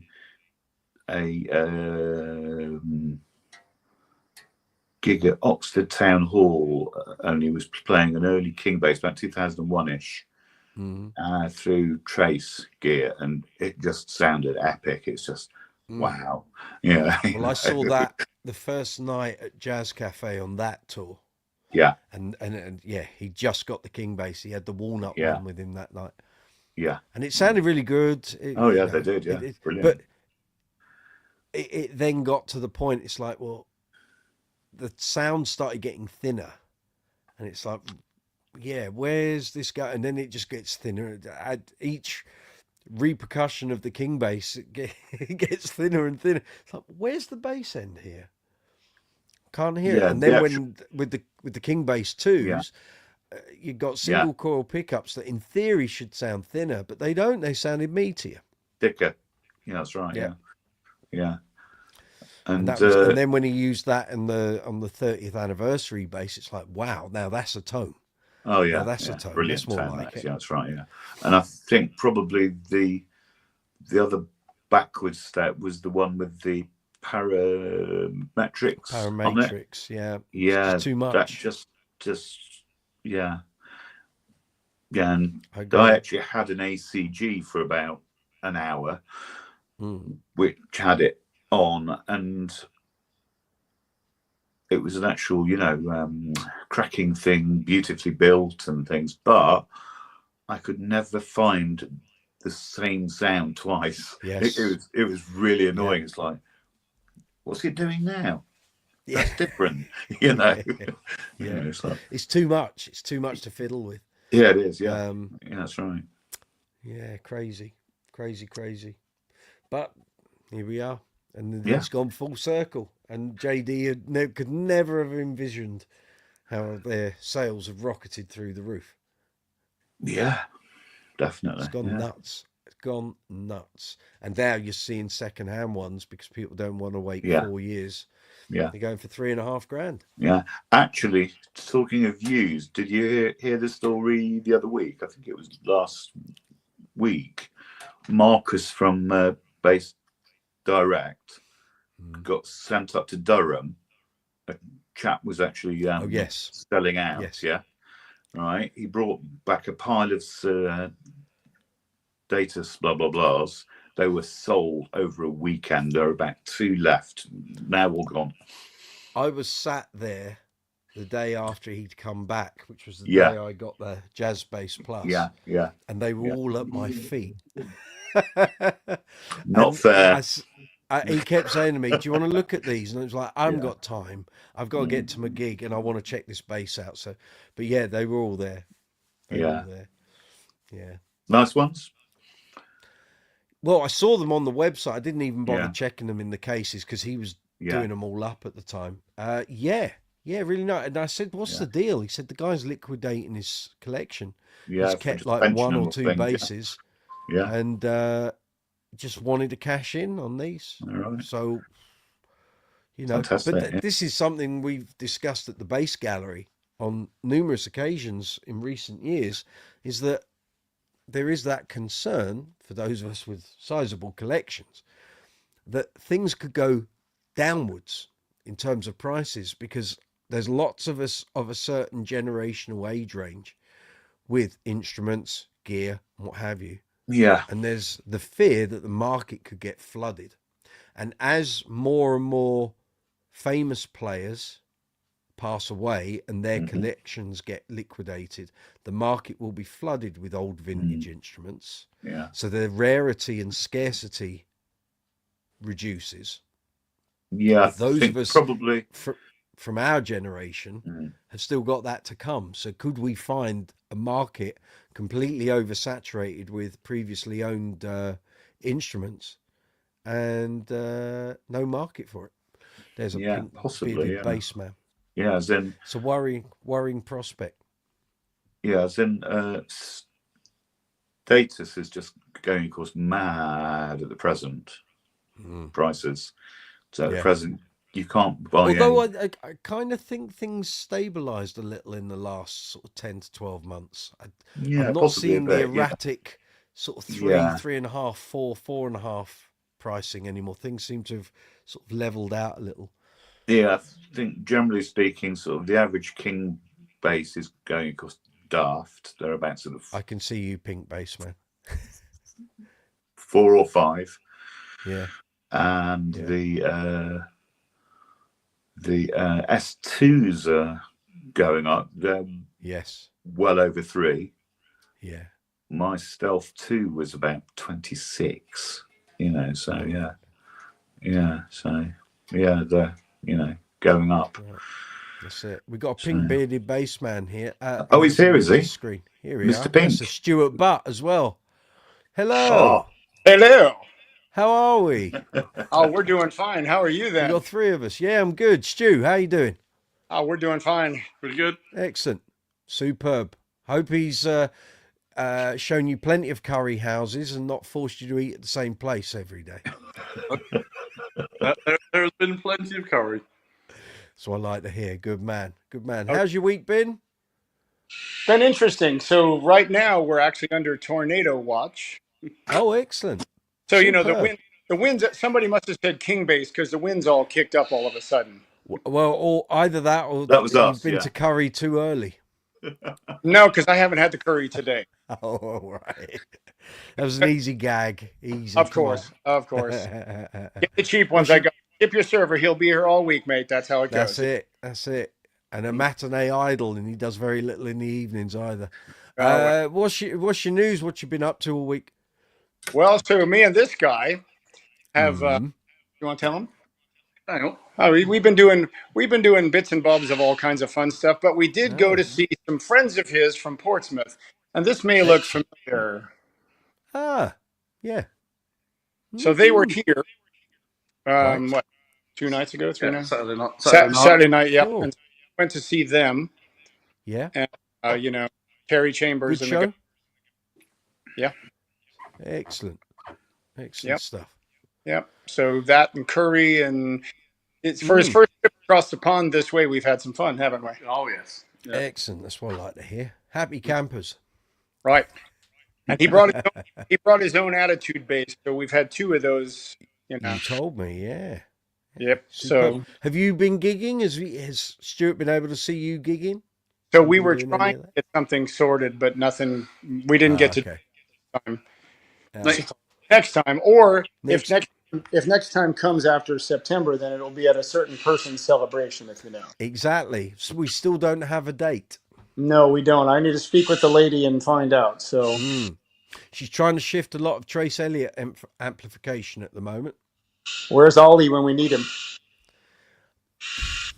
If ever there was someone who ready-made buyer, Right, because everybody needs a crazy. 500-watt head on top. Correct.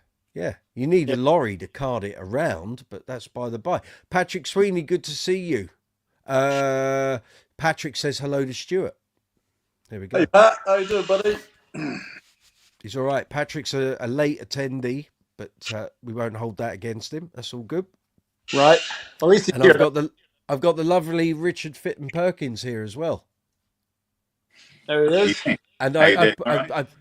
I wired up all the connections. Richard was the guy that used to be on Bass Chat in the Status Graphite group that bought and sold quite a lot of statuses. I had never put the two and two together.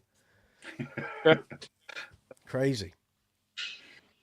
Because I remember, as I said to him about half an hour ago, he disappeared off Bass Chat and everyone went, "Where's he gone?"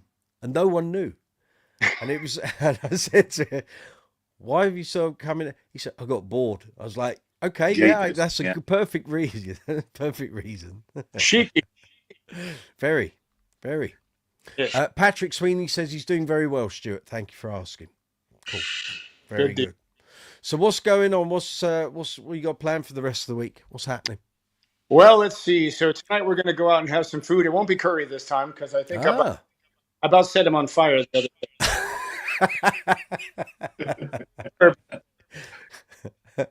So yeah, So he actually big bird tomorrow to get back across the pond. Okay, safe flight, mate. Take it easy. Right. Excellent. So, Superb. So we've just kind of been hanging around and doing this and that, you know. Very good. Very good. Well, as soon as we get this date, we can get things sorted out. So time is of the essence. So we're nearly into June. So yeah, I'm going to go and reserve a bird. I need to know. I wonder if this gets pushed later, that either it'll be indoors or it may end up having to wait till next year. Well, either way Say again? Either way is fine with me. Yeah. It's whatever works for them, but I'm just worried that we're into May. You try getting production the longer you leave it, production companies get booked up. So PA and lights and staging and all of that. And because they wanted to do it outdoors, you know, longer you leave it, you're going to be heading into late September, October. It'll be raining. So then you go in. Yeah. And I think they were talking of two different venues, and it was just trying to decide which one they were going to go with. There were pros and cons for both, so we'll see. There you go. See. Here we have it. All Here we have it. So you and I need to talk shortly regarding the podcast. Yep, we can do that.